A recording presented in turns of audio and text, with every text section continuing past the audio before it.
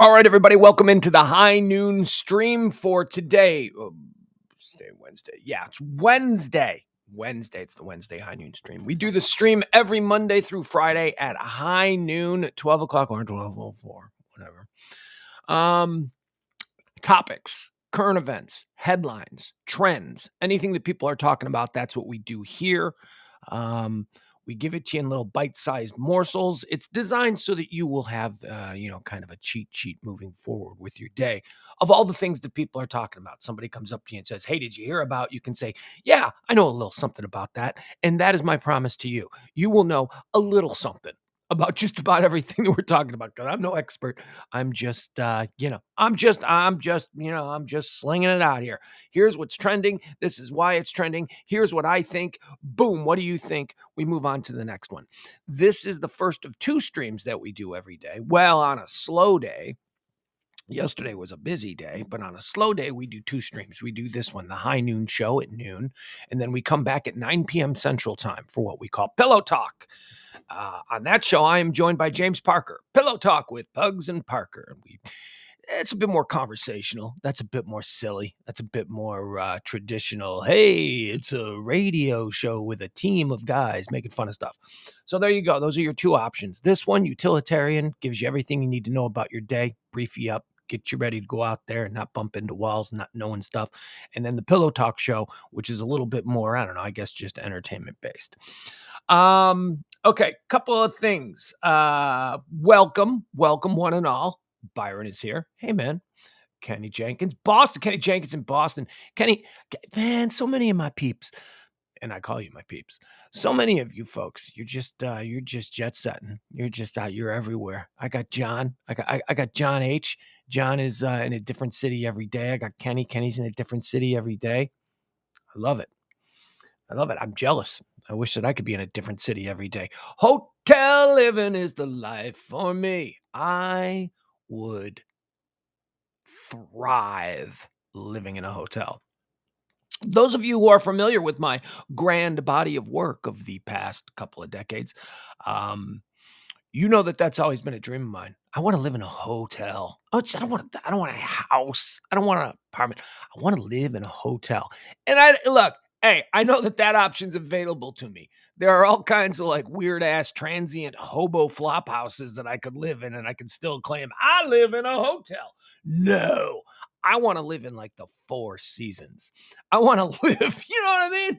I want to live in a hotel where that's just so pimp. That is the pimp move.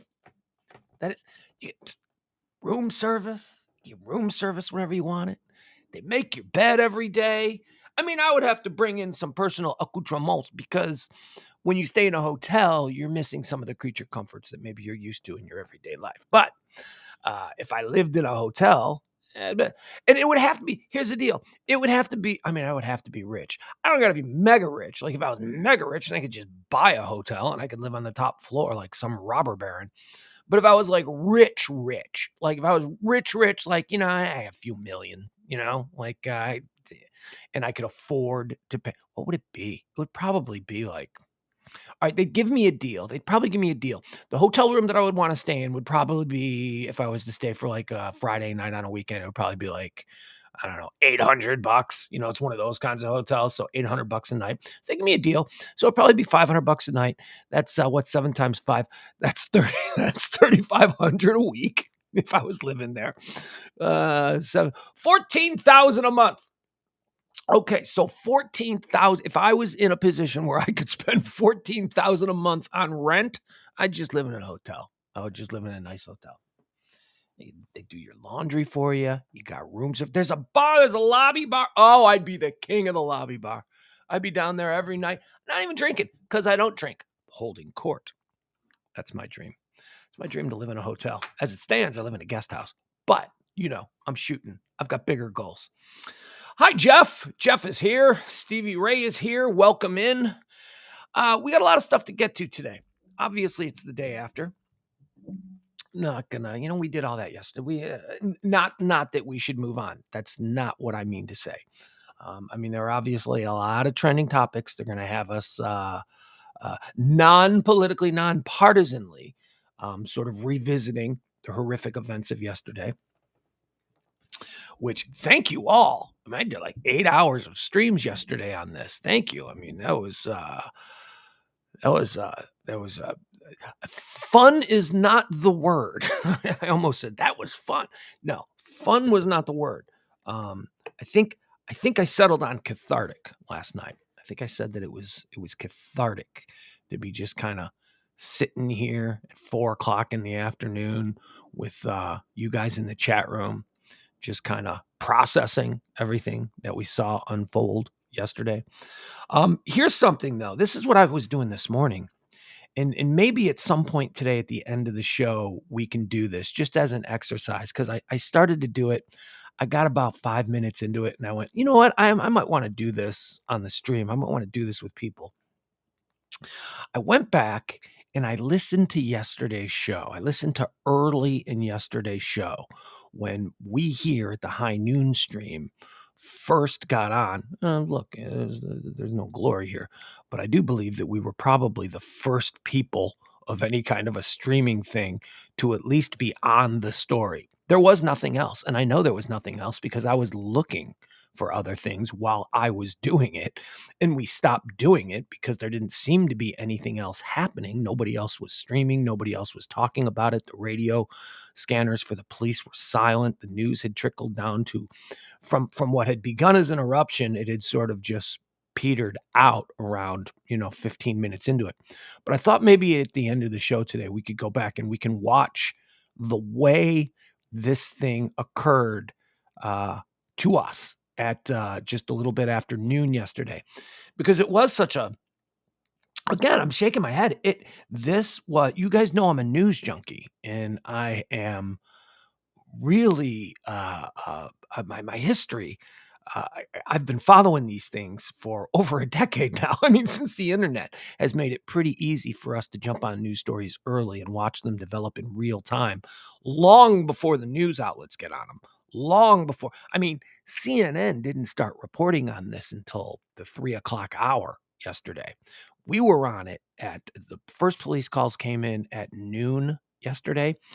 We were on this story, I think, according to the time thing, like by 12:20, when the first alert, went off. And the alerts, of course, are triggered by independent journalists on social media who report of something that seems to be happening. And then you look at those independent, the BNO News. BNO News is pretty good on this stuff. BNO News, they reported it first, so I saw that. That was the alert that alerted me. Then the radio scanner alert went off, and I saw that something was building on the Uvalde, Texas scanner. So that drew my attention, and we stopped the show. I think we were talking about Steven Tyler. We were talking about Steven Tyler going back into rehab, and then I was distracted in the middle of a rant about how Steven Tyler ruined my 21st birthday. And I was distracted. And I said, well, hold on, folks. And we stopped and we started to cover the story. And the initial reports that we covered, and this is what I want to watch. I want to walk us through this. I want to watch how it developed and how the story evaporated at around 12:45 yesterday. It went from being something that was happening, a police action, an active shooter, to, okay, we're getting more information now from around the area. The police are now chiming in. The police are confirming this is an action. The independent school district of Uvalde has confirmed that there is an active shooter on campus. We're seeing reports of someone barricading themselves in the school. Remember, this is all in the 12 o'clock hour. And then we got the report from Uvalde police that the offender was in custody.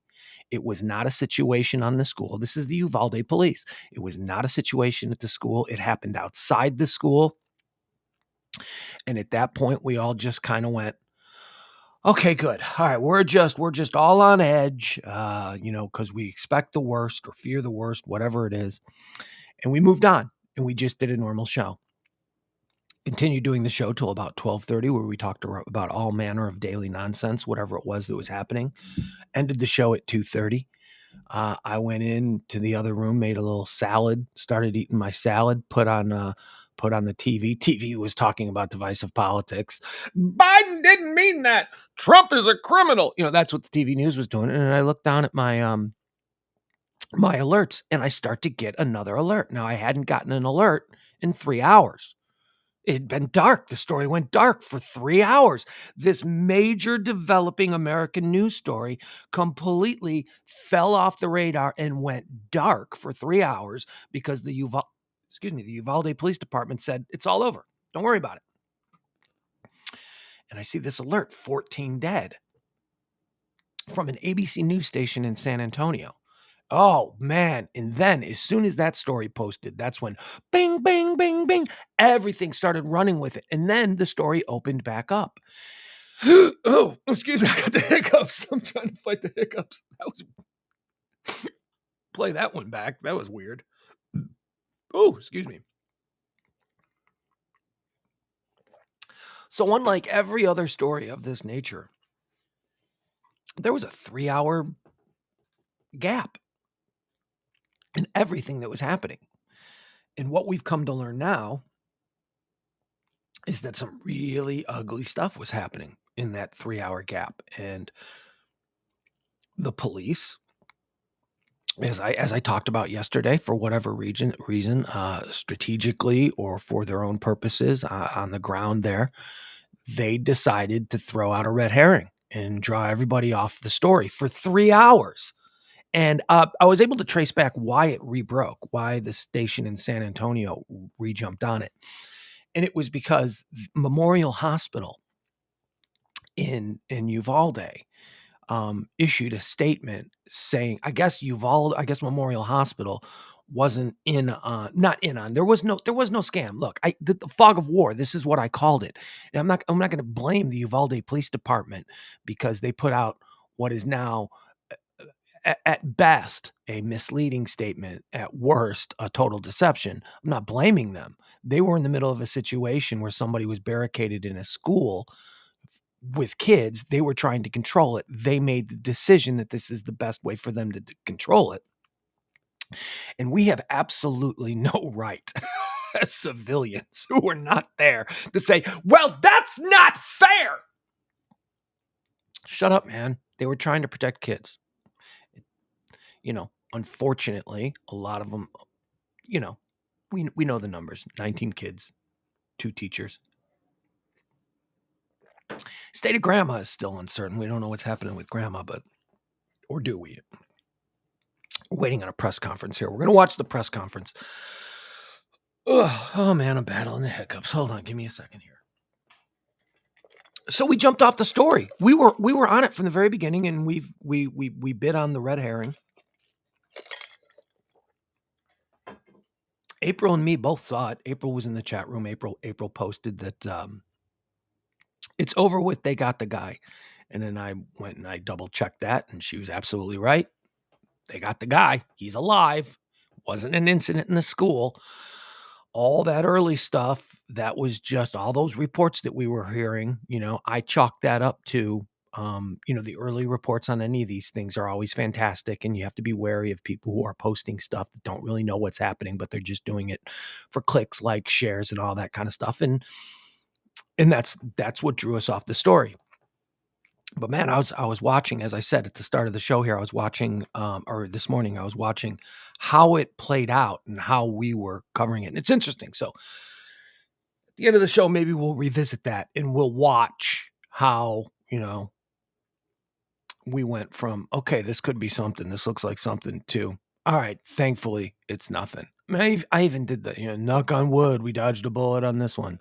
So, okay, so we'll get into all of that. We've got a whole bunch of other things. There is a press conference that is supposed to be scheduled for 12:30. We'll check in on that. We'll see if there's anything new that they're telling us about. Hold on. There we go. All right, so here's what we do on the show. We talk about everything else. Hi, Al. Alice here. Amy's here. Cheryl is here. Cheryl, you're glad to be here. Cheryl, I am glad to have you here. Cheryl, relatively new in the chat room, not a regular. Make her feel comfortable. Byron, don't hit on her. Welcome, Cheryl. High Noon Show, welcome today. High Noon. It is the 25th day of May, the 22nd year of the year. Oh, God, it's the 22nd year of the year, 22nd. I was going to say year of our Lord, but I always say that, and so I bogged off it. It's May 25th, year 2022. Okay. It is the 145th day of the year. 220 days remain until the end of the year. Let's check out what today is by visiting in on the national calendar. How are we supposed to be celebrating?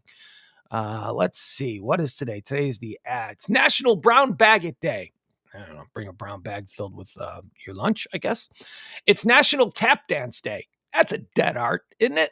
Who tap dances? Who in the last 50 years has like, oh, we're going to see the show. This dude's a great tap dancer, right? That's not really a thing anymore, but it is today. It's National Tap Dance Day. I guess it had a resurgence with the river dance, right? That's tap dancing, Irish step dancing. And then, of course, I'm a big fan of Appalachian clog dancing. That's a version of tap dancing that I feel is still relevant. So happy National Tap Dance Day. It's now, oh God. Oh my goodness. Would you look at this?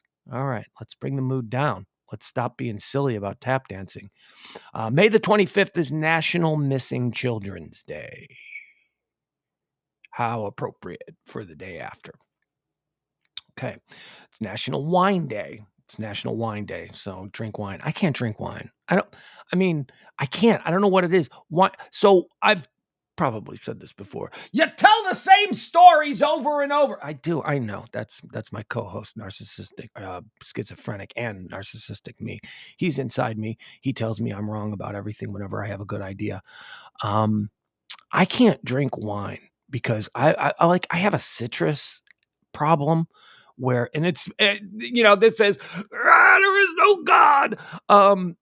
I love citrus. Like, I love it. Like, I can eat tangerines, and I eat a lot of tangerines. I don't know why I can eat tangerines. Tangerines are fine.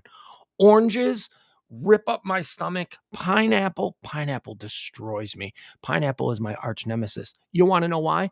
Because pineapple, if I eat a piece of pineapple, I will have a stomach ache for days. If I'm going to eat a piece of pineapple, I have to chug like half a bottle of Tums before I eat a pineapple. I have to coat my stomach. Otherwise, that pineapple gets in my stomach and the acids just start ripping through stuff. So I can't. And here's why it sucks. Pineapple is probably my favorite flavor in the entire world, and I can't eat it. I mean, I can, but I have to take precautions before I eat it. There is no impromptu pineapple eating in my world. It's all about, I buy a pine. This is a thing. If I go to the store and they've got a sale on fresh pineapple, and I love fresh pineapple, and they got a fresh pineapple, I don't know, $2, whatever. I have to buy a bottle of Tums with it. I have to take pineapple and Tums because I got to chug the Tums. I got to wait like 10 minutes to get the Tums taste out of my mouth, and then I can eat some pineapple. But there is no just, you want a slice of pineapple? I can't do that. I'm like, I want to do that, but I can't do that. Pineapple drinks. I love pineapple drinks. Can't do that. If I go to a Hawaiian bar, I got to eat a bottle of Tums before I go and have like some pineapple drinks. But wine is the same way. Red wine especially. Champagne's fine. I can drink champagne. Champagne is good. I love champagne. That's why I love champagne. I love champagne. But red wine is as bad as pineapple. It just gets in my stomach and I'm like, oh, I don't feel good. It's Towel Day. Don't know what that means. And it's National Senior Health and Fitness Day. Okay, so there you go. Those are the things that happened or the things that we're celebrating today according to the national calendar. Let's talk about this day in history. We'll run through some of the big events that occurred on this day that make today so fantastic? Well, probably not, because there's some bad things that happened, but so memorable. On this day in 1659, Richard Cromwell resigns as Lord Protector of England following the restoration of the Long Parliament, beginning a second and brief Republican government called the Commonwealth of England. I'm always fascinated by the Cromwell era in Britain because, I love the monarchy. You don't love the monarchy. Be more. Okay, I'll explain more.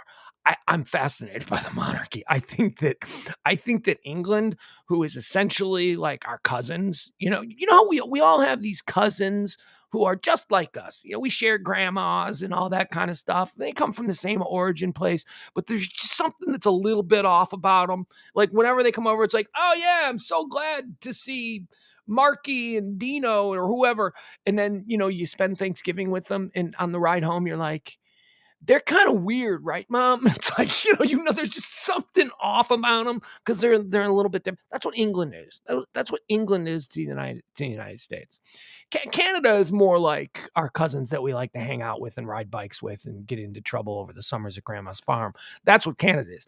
But England is like, yeah, they're just like us and we love them and they're our cousins and we're family and all that. But there's just something off about them. And what's off about them is the damn monarchy thing. So they're just like us in every way, except there's special people that live there who, because God said they're more important than everybody else, they get to sit on thrones and wear crowns. That's like some kind of mass delusion that all of and you know what it is? It's like your weird cousins who are born again. And not that you're weird if you're born again, but if you're not born again, like if you're just normal Catholic or Christian or whatever, and then like the born again cousins who are just like you in every way, they show up. There's just something a little bit different about them. You're like, okay, all right, so we're the same, but now we're really different in this area. That's what England is. And Richard Cromwell. Cromwell was, it was a period in the English monarchy where they went, you know what? These people aren't from God.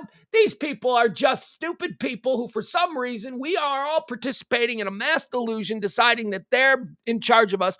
Let's have a normal government. That's what Cromwell did. Cromwell was like, we're going to be normal for a couple of years. And then, of course, that didn't last. And it didn't last because 1 year later in 1660, Charles II lands at Dover at the invitation of the Convention Parliament, which marks the end of the Cromwell-proclaimed Commonwealth of England, Scotland, and Ireland, and begins the restoration of the monarchy. That's right. They went back. They were like, these people aren't from God. And then like a couple of years later, they're like, these people are from God. They went right back. They drank the Kool-Aid again. It's so weird. And it's been that way since 1660. On this day in 1925, the Scopes trial. John T. Scopes is indicted for teaching human evolution in Tennessee. Ever seen the movie Inherit the Wind? Excellent movie about the Scopes monkey trial. Spencer Tracy plays. Does he play Clarence Darrow? Or is that? I don't know. I think he does. Maybe Spencer Tracy plays Clarence Darrow, and then the guy who played Potter in remember Potter from the It's a Wonderful Life, Mr. Potter. He plays the Tennessee attorney who's like, evolution ain't real. That he plays that guy, and then the dude who plays John Scopes is Dick York from Bewitched. Yeah, Darren. It's a great movie.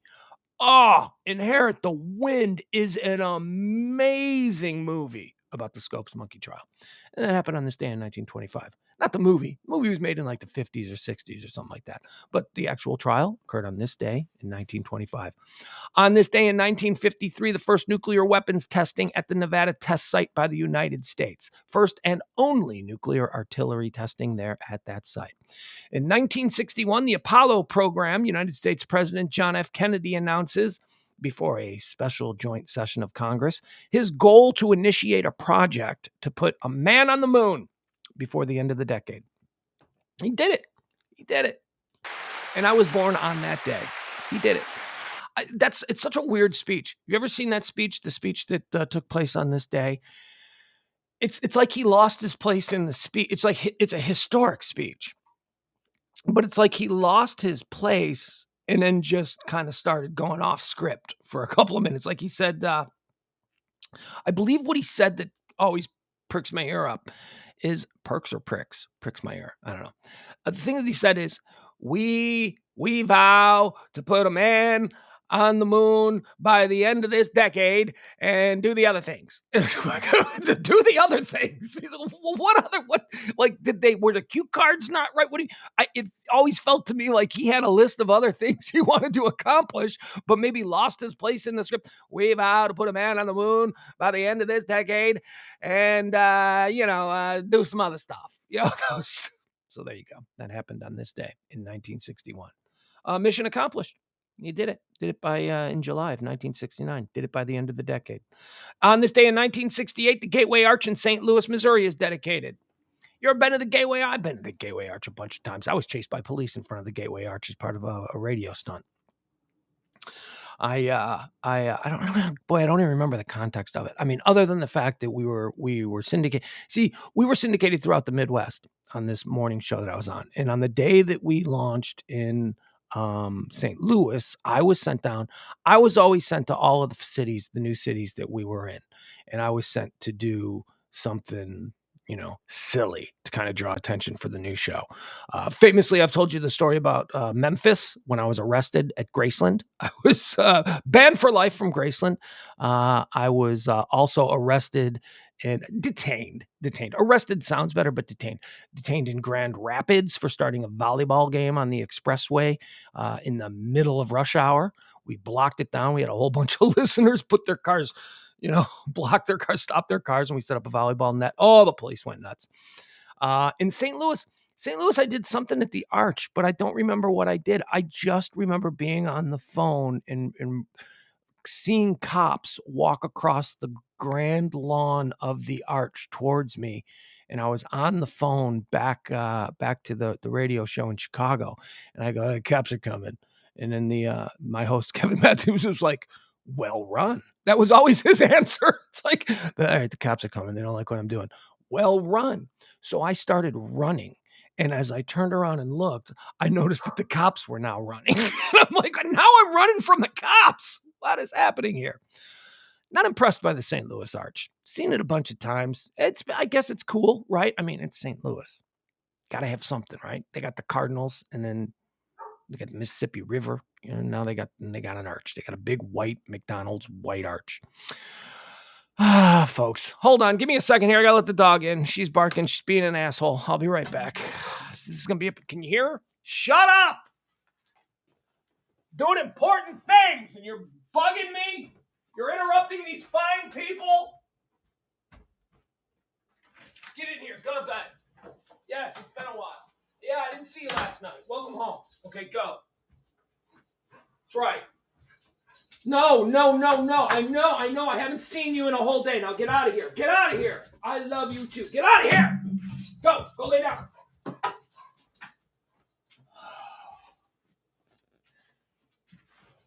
No, come on, go lay down. Don't be this needy.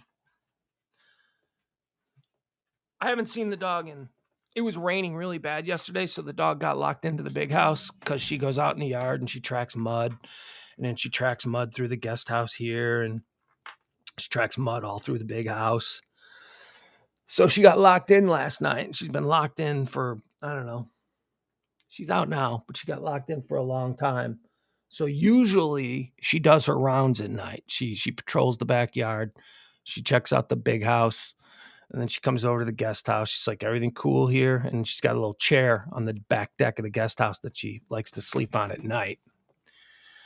She's an outdoor dog. She is a hillbilly dog, man. She's Louisiana Catahoula. She's all muscle. She's mean. She's a really good guard dog. But last night, because of the rain, she got locked in. So she didn't get to sleep on her porch. She didn't get to come and check on me, make sure everything was secure in the guest house. So I just let her in, and she went nuts. She was like, "Hey, it's me. I'm back. It's been a while. Everything okay last night?" So I apologize. All right, let's move on. What else happened on this day? Gateway Arch. On this day in 1977, Star Wars opened. Woo, big day for us Gen X kids, especially us boys. Don't know if girls were really into it in the beginning, but us boys, man, we saw that trailer. We saw that trailer on TV and said, "Mom, we got to go see that." Star Wars, life-changing, amazing. On this day in 1977, Star Wars, retroactively titled Star Wars Episode 4, A New Hope. No, it's Star Wars. It is. It's Star Wars. I still call it Star Wars. My kid, "You mean A New Hope?" No, I mean Star Wars. It's Star Wars. No, Star Wars is what the whole extended universe is called. That movie is called A New Hope, and it's the 4th episode. These are the things I argue with my 13-year-old about. No, it's not. It's the first one. It's the jumping off point. But Dad, it's not. It's even called Episode 4. I know what it's called. That's just me being old. On this day in 1979, we don't do plane crashes anymore. We used to do plane crashes, but it was way too depressing to do plane crash. Still waiting on the press conference. The press conference was supposed to start. Oh, is this happening? Yeah, it is. All right, hold on. Let's jump into the press conference, right? Let's see.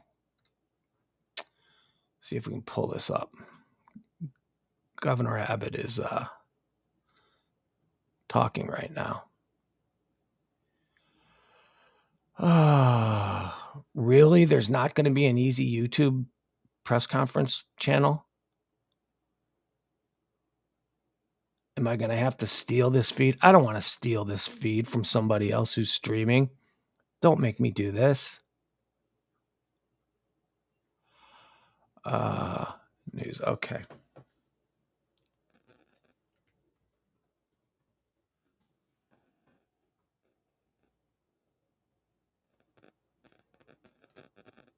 People with ADHD. Okay. Not enough. We join live in progress. But I want the to press make sure conference. that everybody knows all of the law enforcement agencies and groups that are involved and were involved in this process.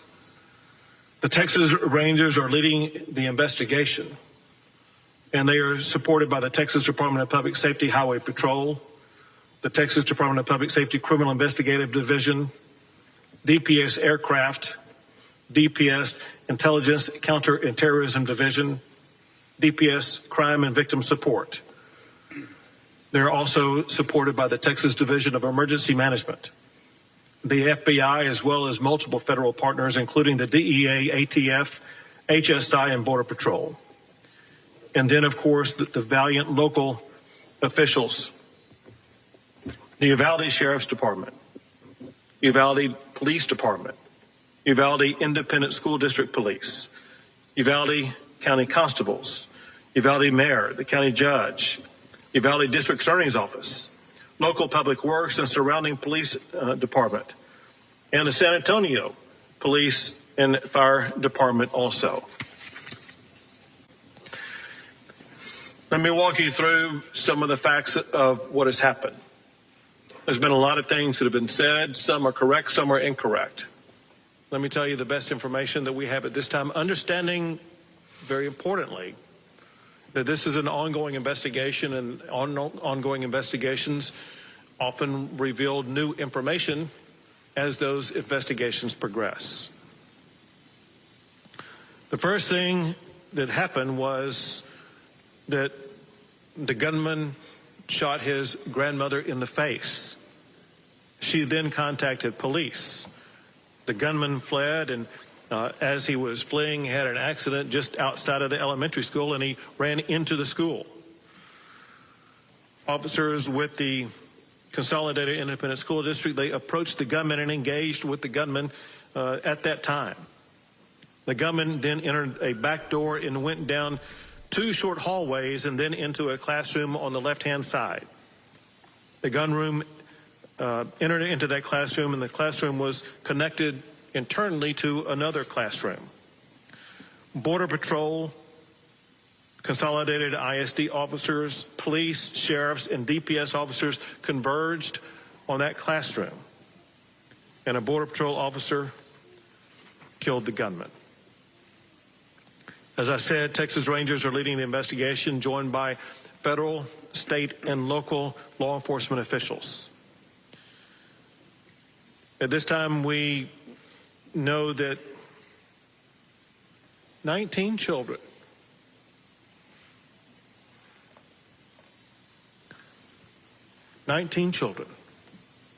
have lost their lives. 2 faculty members lost their lives. In addition to that, there are 17 people who are injured, but their injuries are not life-threatening. All family members of all of these students and faculty members have been contacted and informed about the circumstances. Officials are working with parents to ensure that their parents are going to be able to see their children. Parents should contact victim services at the county fairplex. We know that there are parents still striving to make a connection. All parents are welcome and urged to contact victim services at the county fairplex. The gunman was 18 years old and reportedly a high school dropout. Reportedly, there has been no criminal history identified yet. He may have had a juvenile record, but that is yet to be determined. There was no known mental health history of the gunman. He used one weapon, which was an AR-15, using 223 rounds. There was no meaningful forewarning of this crime other than what I'm about to tell you. As of this time, the only information that was known in advance was posted by the gunman on Facebook approximately 30 minutes before reaching the school. The first post was to the point of, he said, "I'm going to shoot my grandmother." The second post was, "I shot my grandmother." The third post, maybe less than 15 minutes before arriving at the school, was, "I'm going to shoot an elementary school."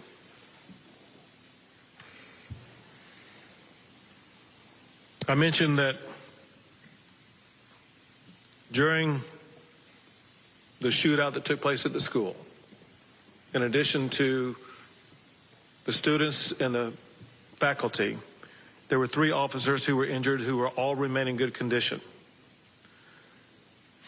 One deputy sheriff lost a daughter in that school.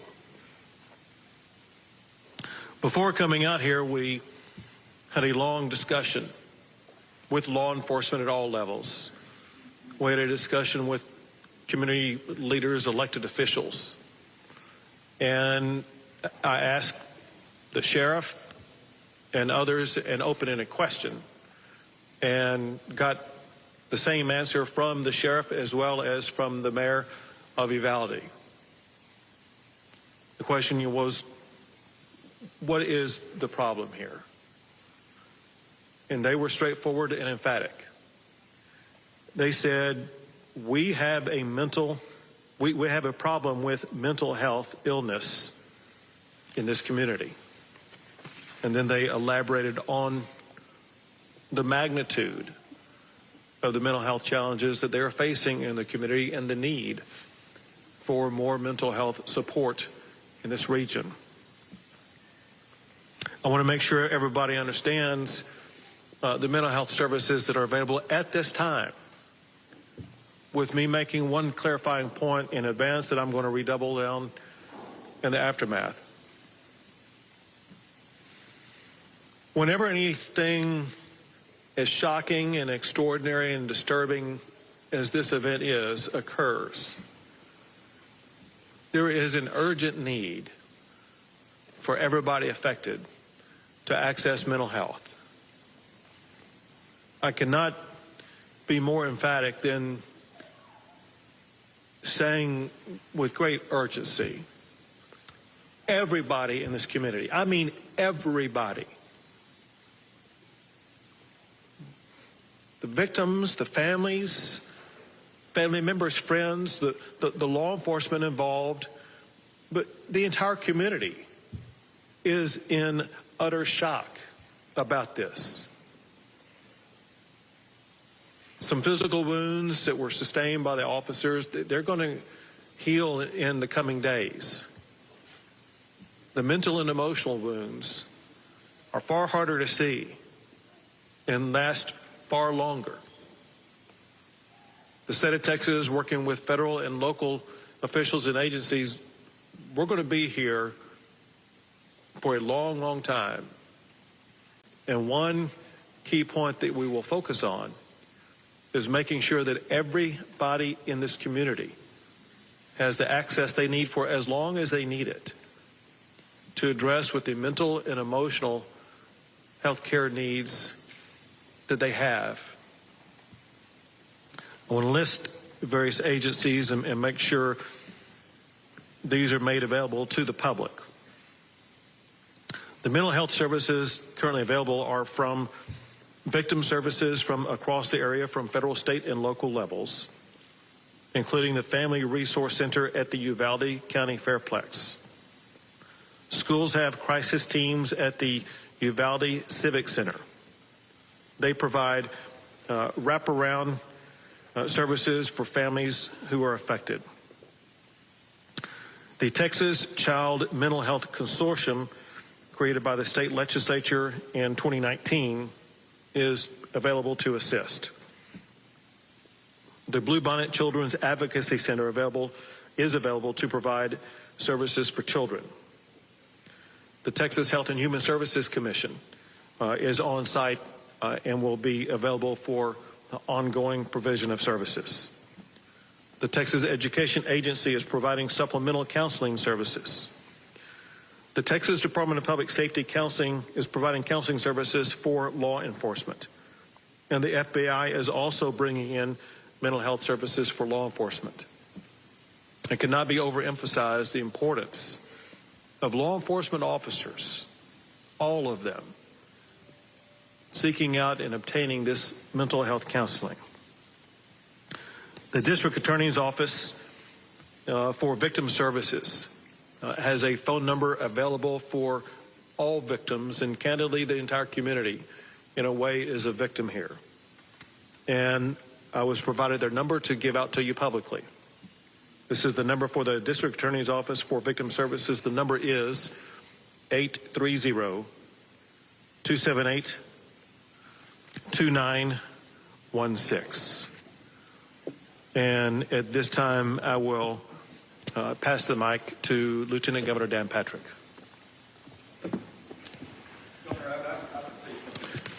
Excuse me. Excuse me. Excuse me.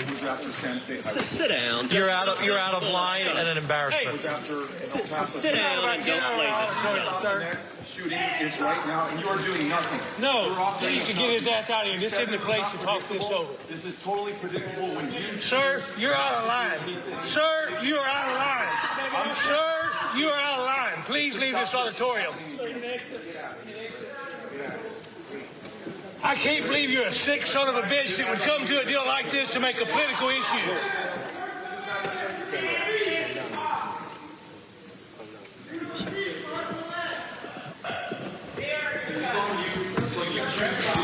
It's on assholes like you. Why don't you get out of here?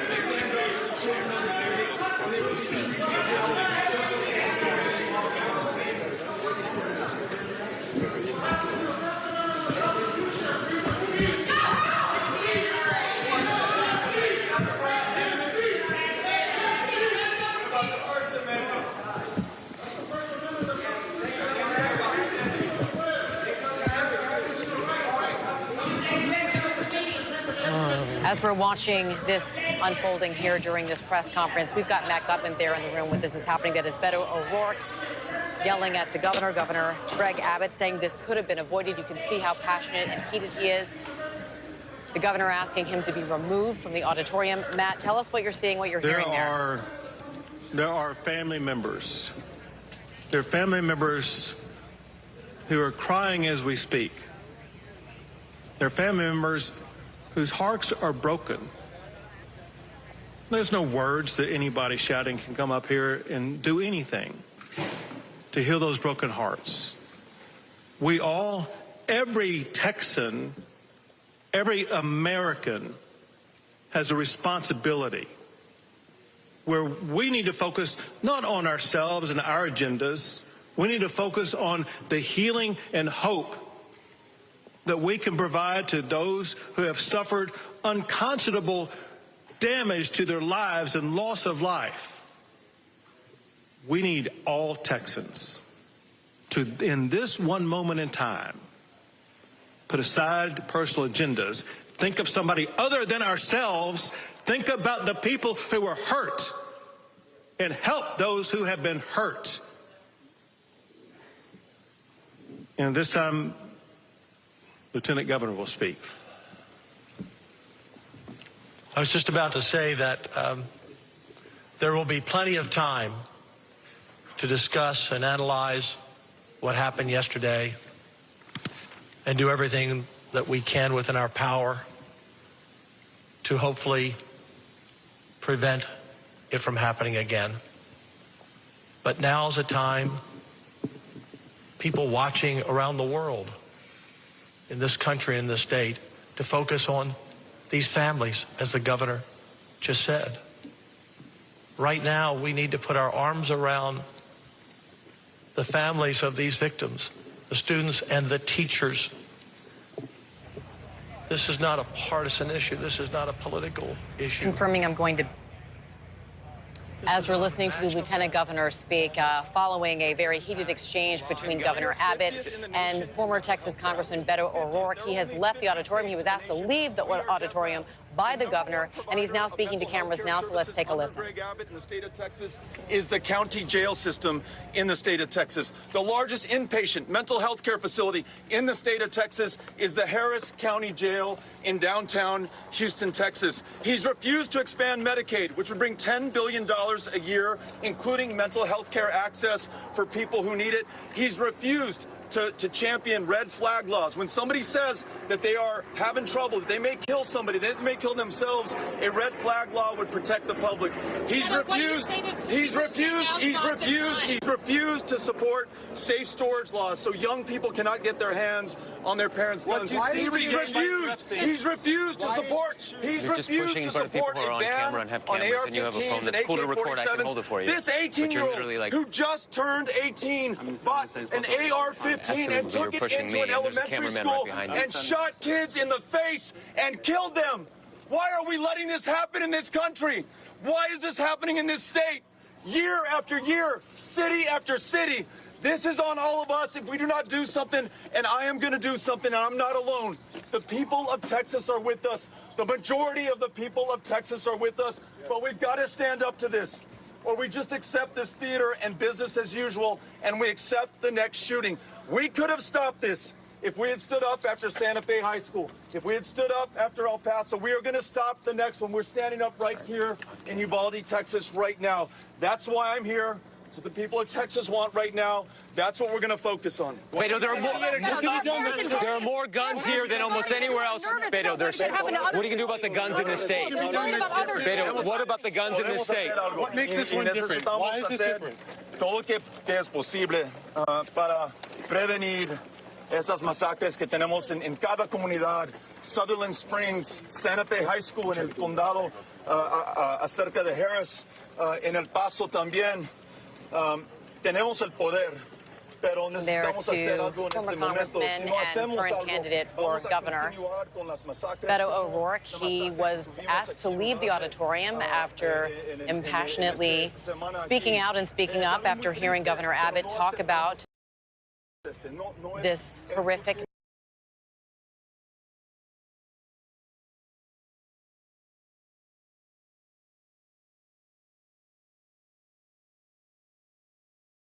what he'd like to fix if he became governor. The lieutenant governor speaking inside right now. Our Maria Villarreal is there inside the auditorium, and she was there to witness it all. Maria, tell us what you saw, what you heard, what it was like there in the auditorium. Well, so Amy, we know that right now the press conference is still going on behind us, so I'm going to keep a low tone as we explain exactly what happened. The governor had just finished giving out information on resources having to do with mental health.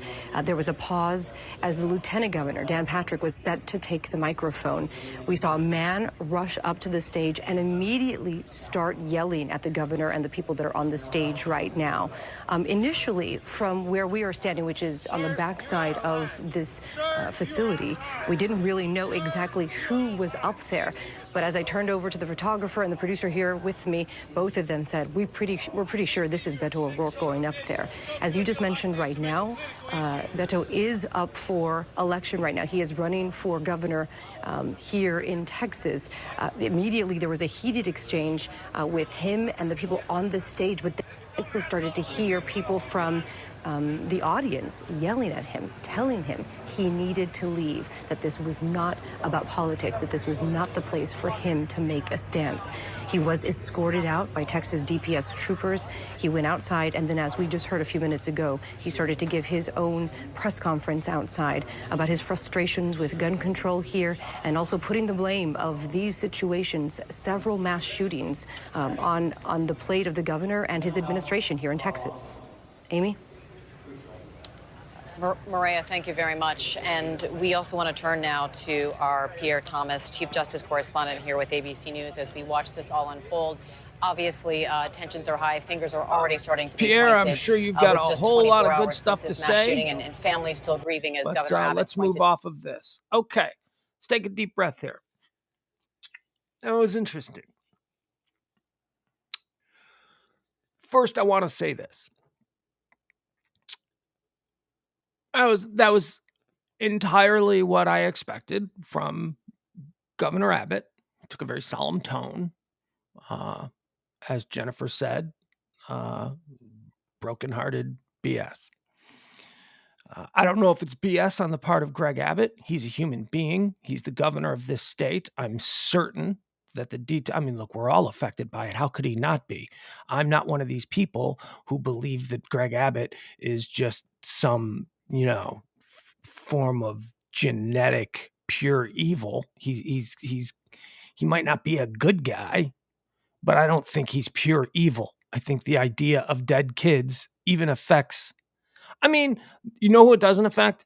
There are people out there who lack empathy. There are people out there who, and there are medical conditions. There are well-known medical conditions that that come with lacking empathy. You have this other thing, and then you can't. God love, all of the challenges that many people face that are on the wide breadth and width of the spectrum. But, please, I'm not saying that everybody on the spectrum lacks empathy. I'm just saying that there is a medical condition where people just cannot empathize with others. So when they see terrible situations, gruesome children torn apart in a schoolroom, they don't react the way the rest of we do, because they're a different kind of individual. They have something about them that is different. I know many people. I won't name any names. Some of them are famous. And some of them are on the spectrum. And they say and do things in their everyday life that has made it perfectly clear to me that they do not have empathy for other people. That they are just, doesn't make them bad. It just makes them another individual. So maybe Greg Abbott is one of those people, but I don't know. He seemed to be he seemed to be upset by what he was discussing. It's not an endorsement of him. It's certainly not an endorsement of Beto. I don't know what the hell's going on here. I talk about that as the ball moves further downfield. But what Greg Abbott did was expected. It was following the playbook of those bought and sold by the NRA. I know you don't want to hear this, and I know you don't, but the NRA is not an organization that is designed to ensure the rights of the individual who wants to have a gun. That's not what they're about. They're funded by memberships and dues from people who have been told that that's what they're about. But the NRA is a lobbying organization for gun sales in America. That is they were formed by the gun manufacturers of America in order to head off at the pass any movements that were going to restrict the Americans' ability not to own guns, to purchase guns, to give money to these manufacturers so that they could have yachts and planes or whatever. Okay, so that's what the NRA is about. The NRA is about, at all costs, defend the right to sell a gun to anybody who wants it.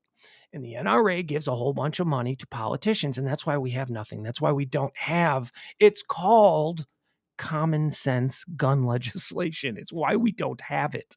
We don't have it because common sense is not in the universe of this conversation. It's simply about everybody who wants to have a gun should get a gun. Now, there have been a couple of changes. There have been a couple of, concessions made by the NRA over the years, like criminals, violent criminals, those kinds of things. And we can run through the list. But there's obviously not enough.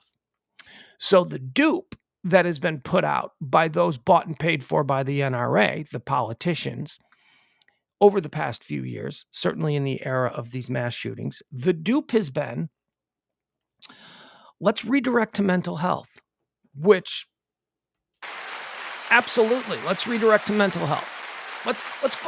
We've got a mental health problem in this country. And the big problem with mental health is that people who need mental health can't get it because they don't have insurance. That's it. Psychiatrists, therapists, all that stuff costs money. And if you don't have insurance, then you have to rely on the state social services. And I think we know where the budgets for social services in America has gone over the last, since 1980. It's gone in the toilet. So, we've spent a good 40, 50 years completely ignoring social services. We refuse to change the way people are insured for health, let alone their mental health. And now we have a gun issue. Because there are crazy people who are running around left and right who are completely undiagnosed.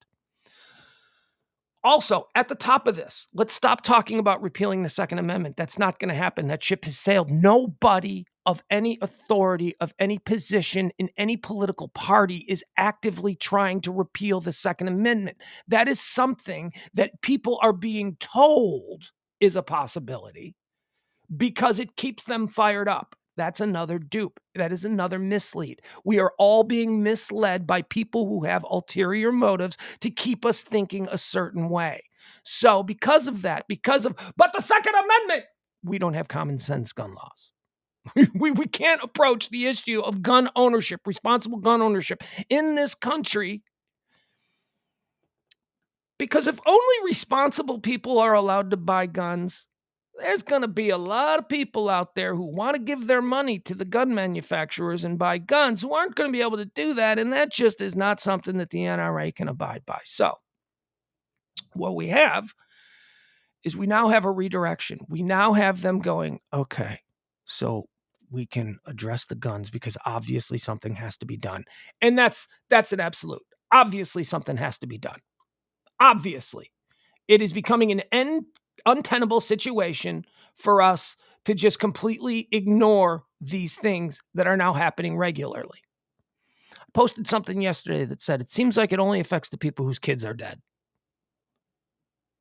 It really does. It seems like if it's not your dead kid, then it's just like, well, that's very sad. Okay, back to my pre-programmed political position on this. Not my kid who's dead.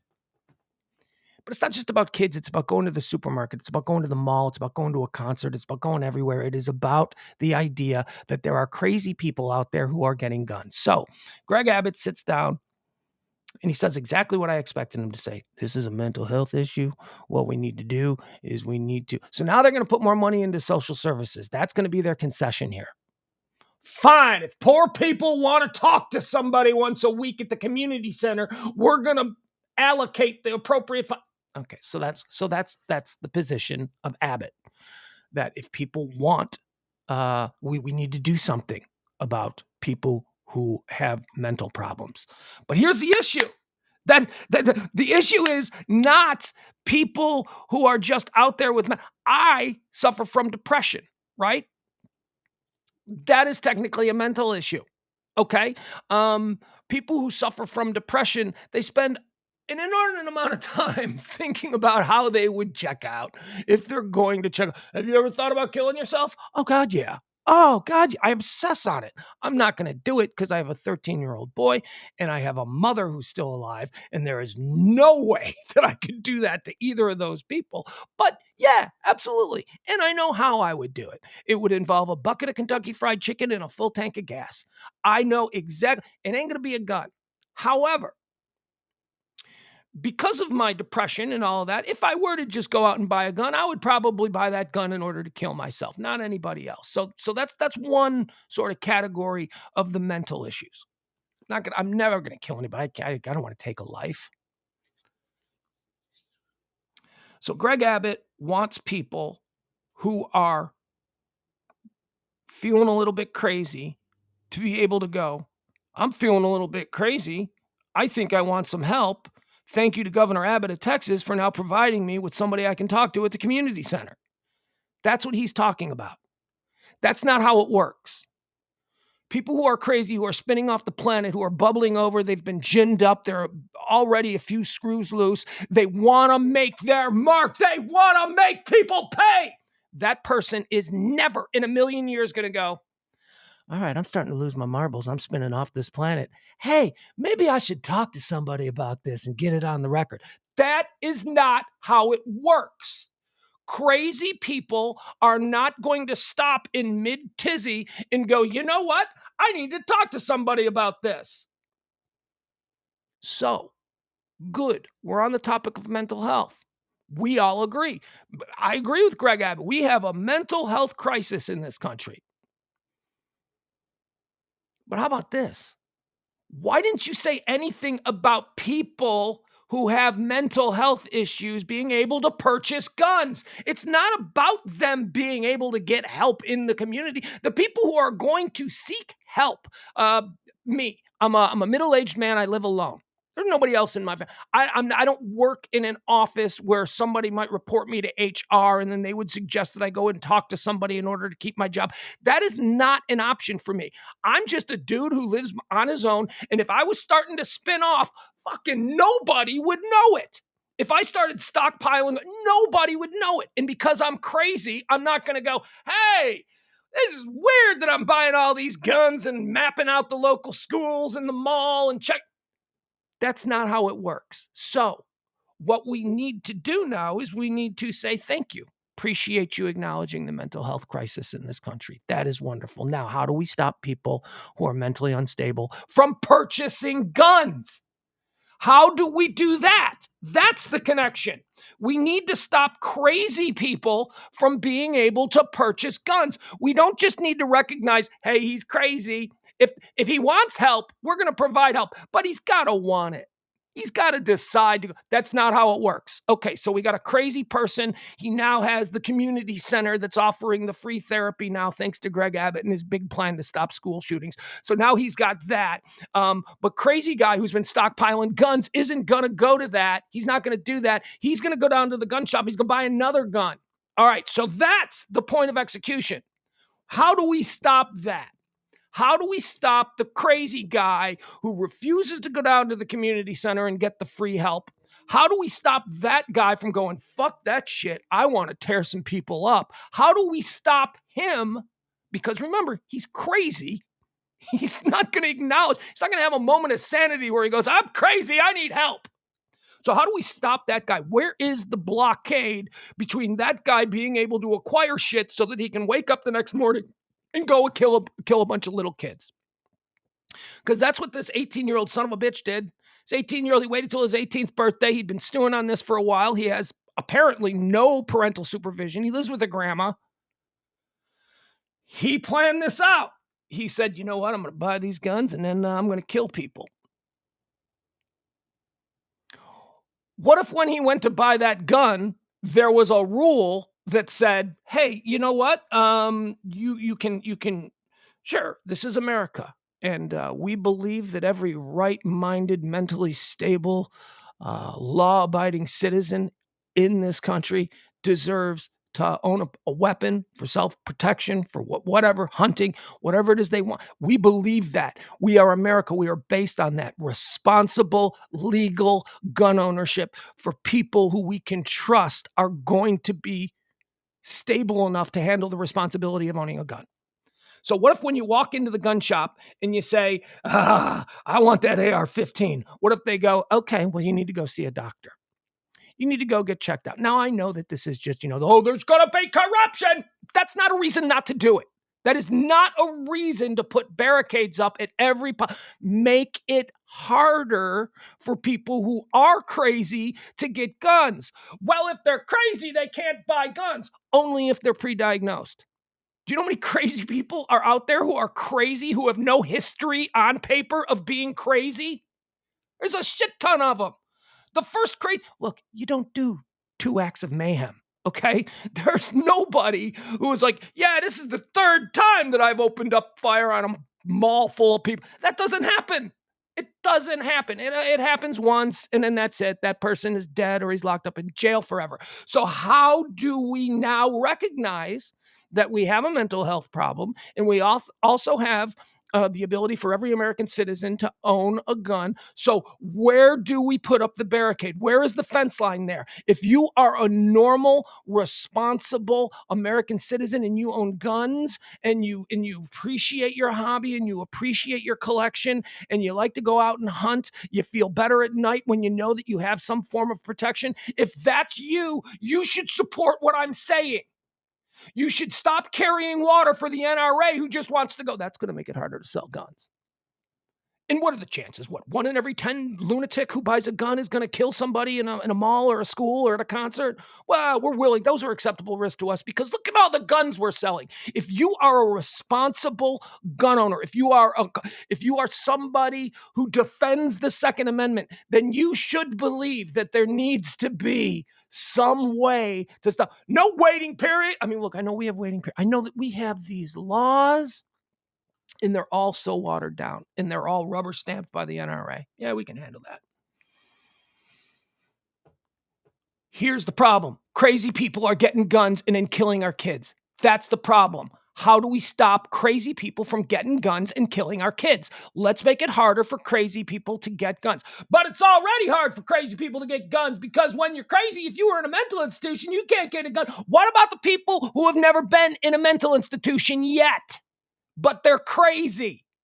Everybody is a responsible gun owner until the moment they're not. So Greg Abbott sits up here and he's talking about we need more money for social services. We need to put this in. We need to help people who need help, people who want help. I'm hearing from people that they want help and they can't get it, and we need to do that. Oh, stop it with your bullshit benevolence. You don't give a shit about that. You're diverting our attention again. It's not about that. It's about crazy people being able to walk in and get a gun. One of the things that's trending that we'll get into here today are 15 things is trending. And it is 15 things in America that are far more difficult to obtain than an AR-15. Far more difficult. Chief on the list, Sudafed. You can't buy more than 2 packages of Sudafed in most states. Sudafed is harder to get. I talked yesterday. I talked about right here in the state of Texas. I've got many friends who own bars. I have many friends who are bartenders. Right here in the state of Texas, it is far more difficult to become a licensed bartender. And yeah, because of TABC, you have to be licensed to bartend in the state of Texas.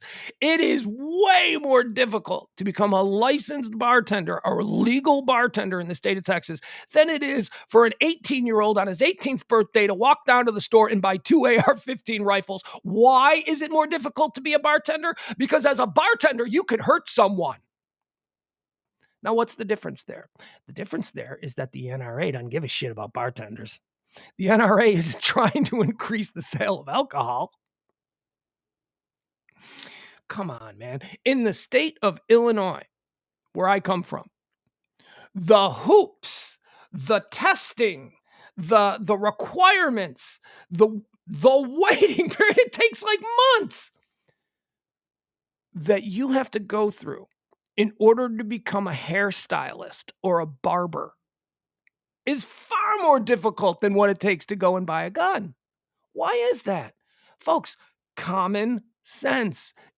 Does that make common sense to you? Please, retreat from your corner. Retreat from whatever political ideology you have or whatever you've been programmed to think, whether you're left or right. Does that make common sense to you? that it should be more difficult to purchase Sudafed than a gun, that it should be more difficult for a 16-year-old to get their driver's license than get a gun, that it should be more difficult in the state of Illinois to become a barber than it is to get a gun, that it should be more difficult in the state of Texas to serve drinks in a pub than to get a gun. And the reason that all of the, and by the way, I'm not mocking the, look, I think that if you're going to have a razor at someone's throat, giving them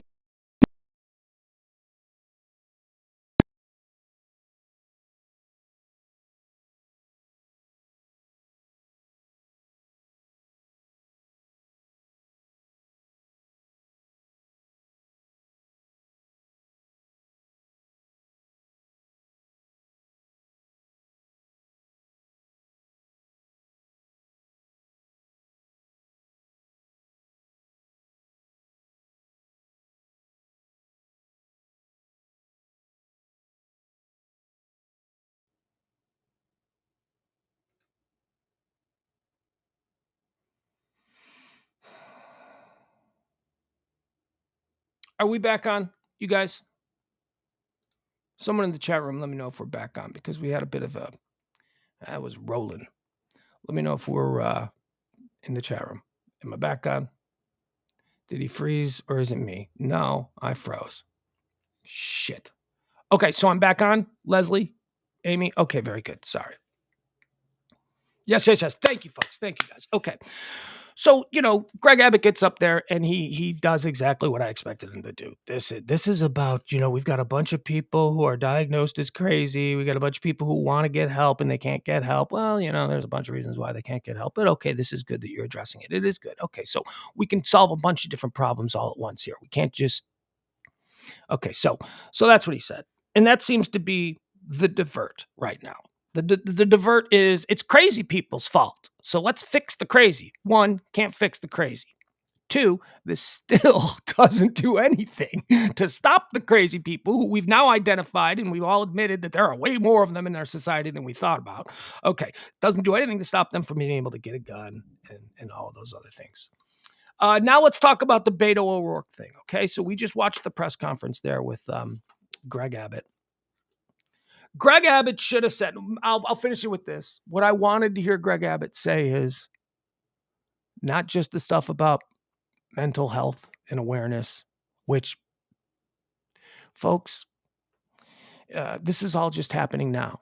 So if you retreat back to your traditional forms of entertainment or listening or information or whatever, I promise you what you're going to hear over the next few days with the AM talk radio crowd, with the Fox News, with the OAN, you're not going to hear any common sense talk. What you're going to hear is a reiteration of the programming forced by the NRA. These people are all bought and paid for. These people are they really are. You have no idea.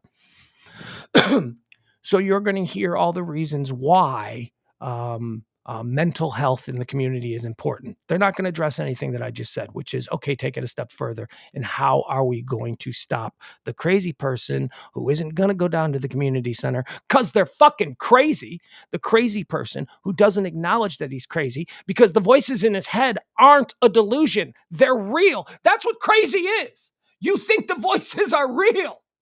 Okay? Everyone else is crazy. You're fine. You're the only one hearing the voice of God in your head telling you that you need to go kill 20 kids. To you, that is not, I'm going to question God, who I believe is God, who is speaking to me because I have delusions of grandeur. I'm sort of a prophet now. I'm going to just completely ignore all of that, even though it makes me feel more important than I have ever felt in my life. Look at me. I have been chosen by the good Lord in my head. He is telling me that this is my job and that I have to do it for whatever wackadoo reason. But hold on, time out. I saw when I was driving by the community center that they've got new therapy sessions. I'm going to just take a break from this, which makes me feel better than I've ever felt before because I'm crazy. And this makes me, again, feel important. I'm a prophet. God is talking to me. He wants me to kill people. Who am I to question God? I'm going to take a time out and I'm going to stop and I'm going to go because I'm going to do the new Greg Abbott therapy sessions down there at the community center. Or I can just get in my car, and because this is the first time I'm flipping out. I'm 40 years old. I've never flipped out before. I don't have any kind of a record. I am by all I am, by all appearances, a law-abiding, completely mentally stable, normal person, and I'm going to go and I'm going to get a whole bunch of stuff. I'm going to buy a whole bunch of stuff online, and then there's this big concert that's going on in Vegas, a country concert. I'm going to rent me a suite, and I am just going to kill everybody, and they ain't never going to see it coming. Because I've never yet to this point in my life stripped naked and ran down my street banging pots and pans. Because people don't know I'm crazy because I live alone and nobody hangs out with me. Yeah, I rage in traffic, but hey, so do all of us, right? Yeah, sometimes I get into people in line at the gas station, but I've never been arrested for it. I'm totally normal, but I'm losing my shit. Okay, so that's what we need to stop. So let's talk about Beto. That was crazy, right? I mean, that was crazy. It was, let's be clear. He's running for governor. And, look, I've been really hard on Beto. I just think Beto might be one of the worst politicians in America. And I'll tell you, I'll give you a good example why.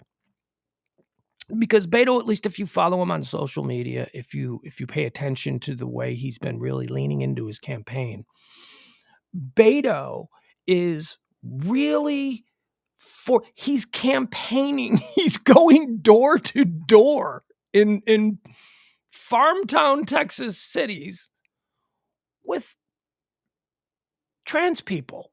Like he's showing up on Texans' doorsteps.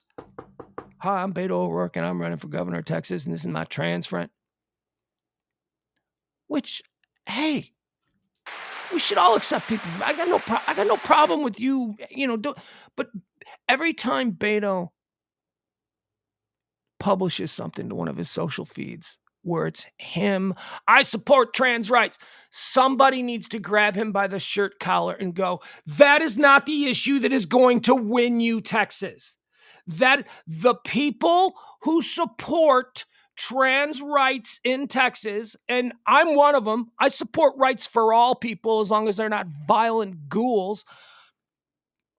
The people who support that issue are already voting for you, Beto. What you're doing by pounding that issue at every turn is you're turning off the people who you need. The people who are on the fence, they're not there yet. Everybody is not there. Some people are never going to be there, Beto. Some people, there are just people out here who are always going to be a man is a man and a woman is a woman. And you know what? They're not coming off that. They're not going to slide down that hill. That's where they are. But they still might vote for you for any other number of reasons that I think they should. One, I believe in the weed economy. I think that Texas is going to be a massive player in the international legalized weed economy. And Beto's running on that. That's a unifying issue. That's the one he should be pounding, not the trans thing. Every time I see that, I'm like, Beto, you're turning people off. You've already got the people who believe the way you do on that subject. All you're doing now is you're causing collateral damage. You're causing people who, believe in the weed thing, believe in the guns thing, believe in a lot of your ideas about how to, resurrect the economy and fix ERCOT and the power grid and get us off the tit of the corporate oppressors. That's a big part of his thing. There are people who agree with you on that shit, man. And then you show up on their porch with a trans person and they go, he's one of them weirdos. I don't know. I like a lot of what he's saying, but he's one of those people would have voted for you. Except that, no. So there is no mileage in Beto really leaning into that particular issue, because the people who support that issue, the people that will benefit from him being elected and then being a bit more of a friendly voice to that community, they're already voting for you. That's a very left, progressive kind of issue. Those people already have you, Beto. All you're doing is turning people off. Now, this gun issue is big. This is different. This popped up. This is now happening here in the state of Texas. I mean, it's happened before, don't get me wrong, but this is a very big spotlight issue, what happened yesterday in Uvalde. And now, so, the sitting governor, because he's in a wheelchair, get it? It's not what I meant. So the sitting governor is up there And he's with his band of ghouls. And look, Dan Patrick is a terrible human being. I worked in Texas talk radio at a time when Dan Patrick was a Houston radio talk show host. I have crossed paths and semi-socialized in the same circle with a crazy Dan Patrick, the radio guy. I know what he is. I know what kind of a manipulative, self-serving. So I don't have time for that guy. Greg Abbott is a different thing. He's a political animal. He's the governor. He's got the power. So focus on him. Beto wants his job. Beto shows up at the press conference. And look, these times, Beto charges the stage and does his little Beto thing. They could have shot him. I mean, they could have shot him. One, it's Texas. Two, everybody's got guns. Because 3, it's Texas. And 4, we had the Dave Chappelle thing with the guy with the knife. This is a very touchy subject. People are outraged. We just had a massive school shooting where everybody's on edge. And you got Beto running up to the stage. So that was crazy. And then there's the stunt aspect of it. I don't know how I feel about that. I need to process that. I need to sit on that, and I got to really consider all of because stunt by nature is not always necessarily a terrible thing. I think that the things that Beto was saying to the governor on the day after this state has endured one of the great tragedies in its history, I think he echoed the way a lot of us, especially parents of kids who go to Texas public schools, feel. So that's a good thing. I mean, all I could think of was, yeah, the cynic in me says that's a stunt. And maybe they said, maybe the plan was for Beto to be outside the press conference, because if I was his political strategist, I'd say that they're all getting together here. You're not invited. But what you can do is we can drive out there, and then you can give a press conference standing out in front of the arena or whatever, the hall, wherever it was that Governor Abbott spoke. And then you can just say all the things. And at some point, I wonder if that turned into, dude, you should rush the stage. I would hope that it was not that. I would hope that it wasn't just a bunch of people with, iPads and glasses and East Coast education sitting with him in the back of a limousine going, okay, you know what? So here's the strategy. You're going to run it. Are you wearing the blue the blue shirt? Yeah. Okay. Undo it. Lose the tie, Beto. Okay. So you're going to do that. You got the khakis on. Okay. You're wearing your uniform. Okay. So now when Governor Abbott, we expect him to talk about more money for social services and mental health in the community. As soon as he does that, I want you to burst in, and then you're going to charge this. Like, I hope it wasn't that. I hope what I want to believe, what I would like to believe, is that he was sitting out there in the car waiting for the speeches to end, and he just got so freaking angry, like so many of us have been for now the last 24 hours, that he couldn't control himself and he ran in. Still a stunt, but a bit more genuine. I think... man, I don't know. I mean, do you remember after Sandy Hook where everybody was like, things got to change. Things got to change. Things got to change. This is good. This is the one. This is the one that's going to change. And then Marjorie Stoneman Douglas, then Parkland happened. Things are going to change. Things are going to change. This is the one. This is the linchpin. Things are going to change. And now we're all saying that again after this one. And a lot of us who remember all of the other conversations about things have got to change. Things are going to change. This is it. This was the one. This was a bridge too far. This one is the one that's going to change everything. We all remember those. And instead of us going or having some kind of optimism for things are going to change, I think a lot of us are now just fucking pissed. Just pissed off. Just like, you know what? Things aren't going to change until we make them change. And that's kind of the fury. That's the energy. That's the vibe that Beto just brought. He's right. He is right. And if you don't think We should all be livid at an inability to, like, I see there's one of the things now that they're pushing, the NRA water carriers. I saw this last night. One of the things that they are pushing now is this idea, and they're trying to put this idea in your head. They're trying to, it's a little nugget that they want. They want those of you who are predisposed to being programmed, predisposed to parroting smart things you hear other people say, and that is a whole lot of us. We listen to the talk radio shows that we listen to because they give us nice little nuggets that we can then repeat to our friends in bars and sound smart, and that makes us feel good. So the people that are predisposed to that kind of action, and again, there's a whole lot of us, they put out a new one out there. Here's the new nugget. This is the one that they want in your head now. This is a free society, and unfortunately, there are some negatives that come with us having our freedoms. And these kinds of things, I mean, they're just gonna happen. I saw that 20 times on Twitter from blue checks, from people who are water carriers, professional professional thought leaders of a certain variety. Look, if you want to do anything that is going to fix this, I mean, God bless you. I mean, I wish that we could fix it, but if you do that, that means you don't love freedom, because the unfortunate reality is that with freedom comes the mass slaughter of 20-year-olds. So freedom's more important than that, right? That's what they're putting out there now. That's the nugget. That's the thing that they want you to bite on. And I just want you to be smart enough to go, fuck you. That's stupid. We don't have complete free. There are limitations to our freedom. We have speed limits. I'm in a hurry and I want to do 100 miles an hour through a neighborhood.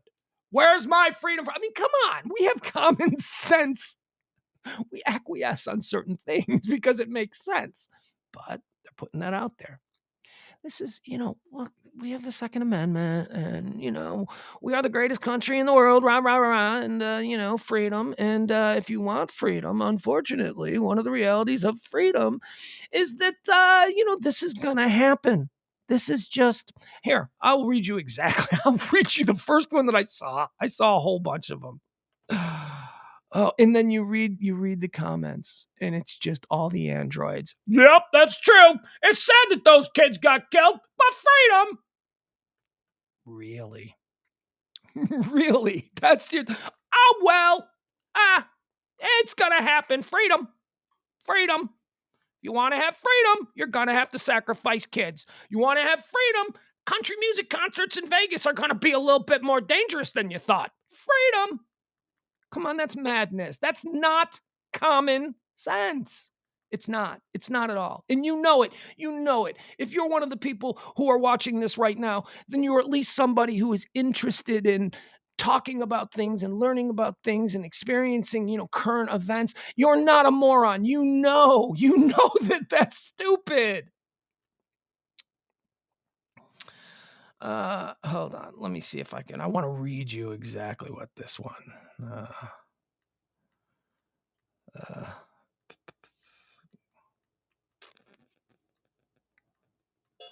Yeah. Okay. I guess I don't have this. All right. I thought I shared it, but I didn't. And I probably didn't share it because I was too hot. But yeah. Spam. Like I need spam at this moment. Should I just engage the spam caller? All right, the next spam caller who calls and interrupts the show, I'm just going to answer, and I'm going to ask them their take on gun rights. Just going to ask them what they think. Why not? Okay. Look at this. It's 1:30 and we have not. It's 1:30 and we haven't even gotten through what the day is all about. And there are other things that are trending, but really, who cares? It's who cares what else is trending? Okay. Where were we? Is there anything else that I need to talk about that press conference? I'm sure that all of the media, your CNNs, your Fox Newses, I'm sure that all of them are breaking it down. But I don't know. Again, the Beto thing, loved that it happened just as they were throwing it over to Dan Patrick. Because that guy, all that guy wants is the spotlight. All that guy wants is, look at me, my rat face. Trust me, I've seen that guy in social situations. He's a douchebag. He is a complete asshole. But, whatever.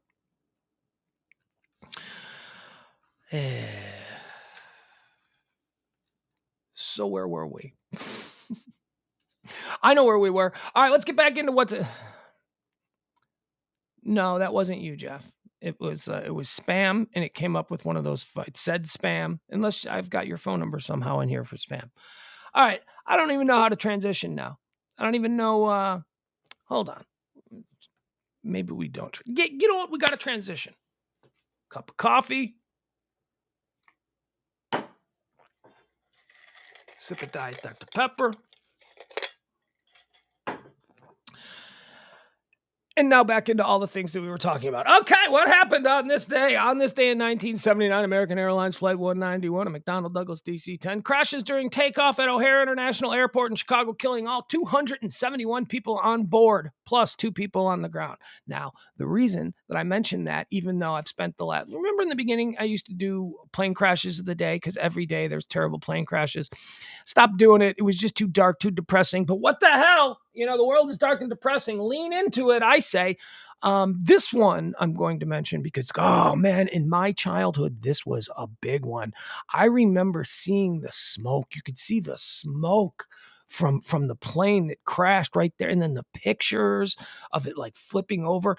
An engine fell off the plane as it was ascending from O'Hare. An engine fell off and the whole plane went, it went that, and then it landed. Oh, imagine being one of the 2 people on the ground. God love them. Oh, first of all, imagine being the 271 people on board who were disintegrated instantly. But geez, imagine you're just on the ground. You're like, yeah, what's that plane doing? It's, oh God. No good. On this day in 1986, are you ready, Gen X? I'm going to toss this out to you. This is one for us. On this day in 1986, a 16-year-old me refused to participate in Hands Across America. That's right. Hands Across America took place on this day in 1986. And as a 16-year-old, I remember promising a couple of people, yeah, man, I'll be there. All right, well, we're going to meet at Wheeler Park. Is that what we're doing it? All right, yeah, I'll be there. And then it was a Saturday afternoon, and I remember being like, there's a baseball game on. I'm gonna watch the White Sox. This is stupid. 1980s. You know who participated? Nobody. Nerdy 16-year-olds. Girls. 16-year-old girls did. 16-year-old. There are no cool 16-year-old boys doing Hands Across America. If you were a 16-year-old boy in 1986 and you were doing Hands Across America, you were a dork.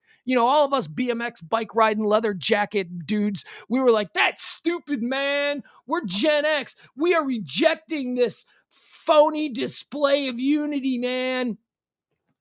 Little kids. It was little kids, girls, people who were, decent.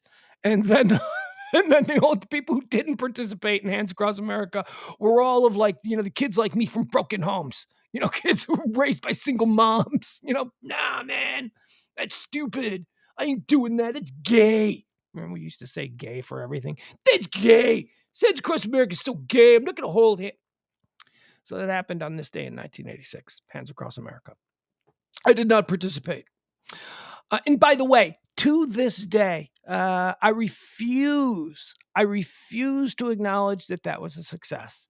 Hands Across America could not possibly have been a success. It's just not. It's just not. First of all, okay, so Across America was, a few people didn't know it. Some people in California started to hold hands, and then they held hands in an unbreakable Red Rover chain all the way to the East Coast. And it was everybody. That didn't happen. That did not happen.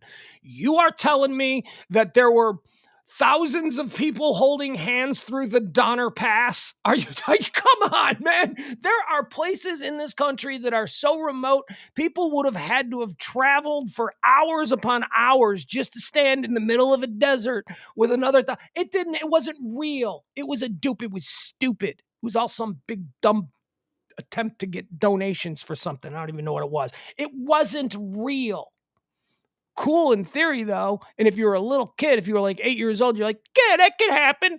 You could do it. Somebody started it in California on the ocean. And then there's somebody else that's, right there in New York, who's right there on the East Coast. And that's, it is an unbroken Red Rover, let Canada come over. It's a complete unbroken chain. No. You also believe in Santa Claus and the Easter Bunny, little boy. It's not possible. It is not possible to have an unbroken chain of humans. It's not possible. Well, I mean, it's possible, but the effort that it would take, you would have to erect campsites in the middle of nowhere. You'd have to build latrines. It's not possible. It is not possible. This country is huge, and there is a whole lot of the middle of it where nobody lives. And there's also a whole lot of the middle of it that's not exactly easy to traverse. So, like I said, we can have thousands of people just all over the Donner Pass through the Rocky Mountains. Somebody's on like the top peak. It's cold up here, but we're doing it. No, you're not. No, you're not. Hands across America. On this day in 2011, Oprah Winfrey, she ended her show. That was right, yeah, 2000. Wait, what year was that? Boy, can you believe that? 2011. 11 years. Oprah Winfrey airs her last show, ending her 25-year run of the Oprah Winfrey Show. Fun story about Oprah Winfrey. So there was a show in Chicago called AM Chicago. And it was hosted by a dude named Rob Weller. And everybody loved Rob Weller. Everybody loved Good Morning AM Chicago. Everybody loved that show. And Rob Weller was so popular that he's like, all right, I'm not going to do this local Chicago morning show anymore. I'm going out to Hollywood, and I'm going to become a big star, big movie star. Look at how popular I am on this new show. And then a kid I went to school with, his dad was the executive producer of that show. And they brought in this lady, this heavy-set black lady from Baltimore. And they replaced Rob Weller with her. And I remember, here you go. Here, I've got the golden touch. I can spot a star. I remember going, she sucks. There's no way people are going to like her. Her name was Oprah Winfrey. And within 6 months, they went, we're not calling it AM Chicago anymore. We're going to call it Oprah Winfrey Show. And then, the rest is history. I missed that one. I did not get her. But again, I was probably 12 years old, something like that. I didn't see it. Bring Rob. You know what? You should tell my friend's dad was the exec producer of the show. You should tell your dad that they need to give Rob Weller whatever he wants, because this Orca lady, she is not going to do it. She is boy, oh boy, is that show going to go down the tubes. Shows what I know. Let's see. In 2018, Ireland votes to repeal the 8th Amendment of their constitution that prohibits abortion in all but a few cases. Ireland, one of the most Catholic countries in the world, in 2018 went, we're going to allow abortion. And now here we are 4 years later. We're not going to allow abortion. We'll see. Whatever.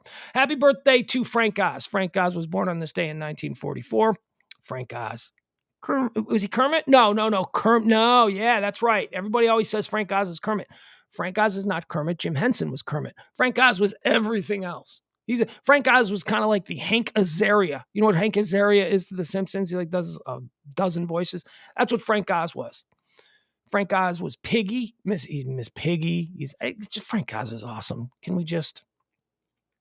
By the way, a fun little Frank Oz Easter egg in the movie The Blues Brothers. When the Blues Brothers drive their car through the Dixie Square Mall. Yeah, that's right. I'm from the south side of Chicago, so we call it the Dixie Square Mall. Everybody else just goes, remember that mall they drove through? And then people on the south side of Chicago are like, yeah, no, that's not just a mall. That's Dixie Square. They drove that car through Dixie Square Mall. So when they drive the car through the Dixie Square Mall, when they burst out of the mall after driving through it, they drive through a Toys R Us. And there is a woman in line, and she is purchasing a, I don't know, she's got a Muppet doll in her hand. And the dude at the Toys R Us who's checking her out is Frank Oz. And the woman holds up the doll and goes, "Do you have any Miss Piggy dolls?" And Frank Oz goes, "Huh?" And then the car goes and drives right through. That's a fun little Easter egg because, of course, Frank Oz is Miss Piggy. Born on this day in 1947. Okay, guys. Okay, Gen X. You know what? We need to, this is a good one. This is an issue that has haunted me for a good 30 years. Hold on. She's having a birthday. We need to get like the Unsolved Mysteries people involved because hold on, let me find some good ones. Yeah, all right, we'll start with that. All right, that'll work. You guys, born on this day in 1947, she was a huge star. When I was a little kid, she was everywhere. She was on every TV show. She was on every game show on in the morning. She was on every talk show at night. She was everywhere. And then around 1981, she vanished. And I don't know if she was abducted by aliens. I don't know. You could have told me she died in 1982, and I'd be like, yeah, that checks out, because Karen Valentine completely disappeared off the pop culture landscape like this. Do you guys remember Karen Valentine? She was, if you were a kid from the 1970s, she was in everything that you watched on television. Don't even make me bring up her Wikipedia filmography page. She did every show. Here, this is her. Do you remember Karen Valentine? This was her right here. She was everywhere. And then she was nowhere. She was everywhere. She was on everything all the time. And then she just isn't. Well, she's not. Look at her. That's kind of a recent aged Karen Valentine. Look at her right there. She was in everything. Love American Style, Happy Days. She had the Karen Valentine show. She probably had multiple Karen Valentine shows. She started out in the 60s. Look at her. She was cute. She was everywhere. And then she was gone. Look at her. I have no idea. You know what? I'm sorry. We're going to do this because why not? We need some silly diversions. I need to know what happened to Karen Valentine. Okay. So I need to see. Karen Valentine is an American actress. She is best known for her role as young, idealistic school teacher Alice Johnson in the ABC comedy drama series Room 222 from 1969 to 74. Okay, that predates me. I don't remember her from that. I remember her from everything else. She won a Primetime Emmy Award for Outstanding Actress in the Comedy Series in the 70s. She later went on to star in her own short-lived sitcom, Karen, 1975. I do remember that. And played leading roles in the Disney films Hot Lead and Cold Feet and the North Avenue Irregulars. Never heard of any of those. All right, why did her career drop off? It says here, Valentine has continued to work in television and on stage. She co-starred with John Larroquette in a 2004 Hallmark Channel TV movie. Yeah, that tracks. That's probably, if she was going to appear in anything, it would be like some weird Hallmark movie. She's now touring off Broadway in Steel Magnolia, so she still works. Let's see what else she did. She played Gidget in the 1969 film Gidget Grows Up. Love American Style. Oh, let's see here. Love Boat. Sybil, Beretta, Starsky and Hutch, Macmillan and Wife, Murder, She Wrote. She was a regular on the Hollywood Squares. She had a TV show called Coffee, Tea, or Me. She was in a movie called The Murder at the World Series. She was on the show called The Daughters of Joshua K. She was everywhere. And then she just totally disappeared. You know who I know? Where's Jeff Glenn? Yeah, I was going to say, even before I looked at it, I'm like, I bet you Jeff Glenn loved him some Karen Valentine. I bet he did. She was everywhere.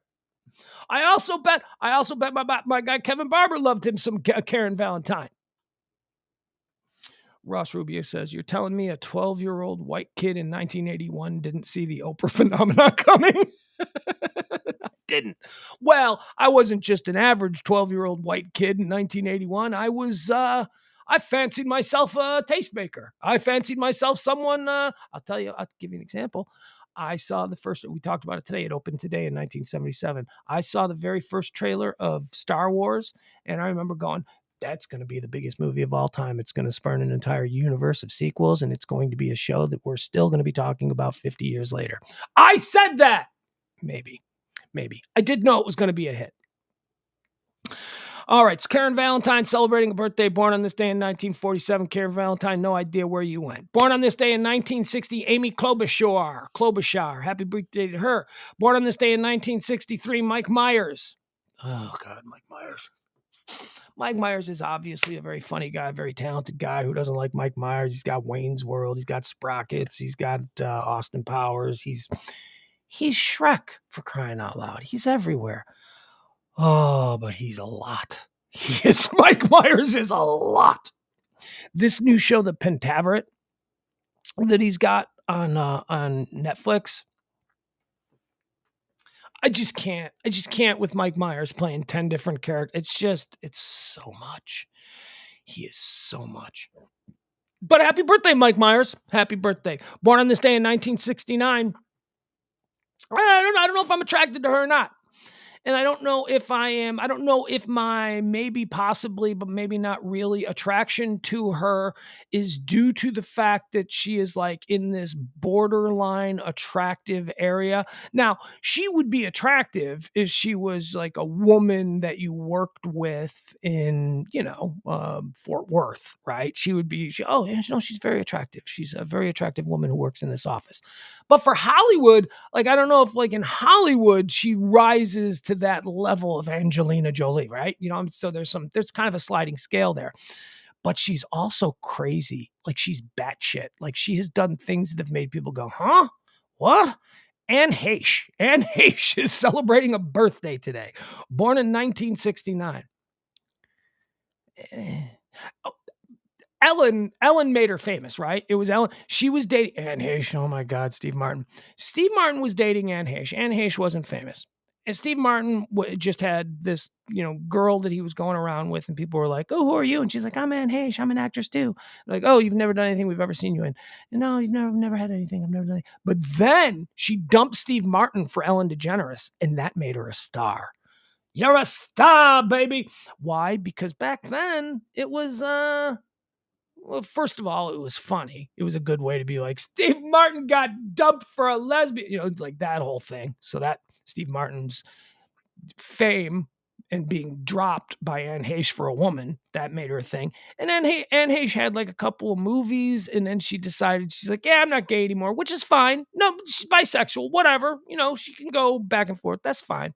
Here we are in 2022. That's something that happens all the time. So, but in 1999 or whatever it was kind of weird. It was like, wait, what? Now she likes guys again? So, but Anne Heche, she did crazy things, right? Like, I put her in like a Margot Kidder category, where it's like, she did some stuff. She did some stuff in public. And anyway, I don't know whatever happened to Anne Heche, but she's born on this day in 1969. Jamie Kennedy, born on this day in 1970. He's a funny guy. He's a nice guy. Born on this day in 1970 as well. Umbilical cousins with Jamie Kennedy. Octavia Spencer. Oh, Octavia Spencer, the greatest female actress in the history of Hollywood. I like her. I see her in a lot of stuff. But man, do people elevate her to like 11.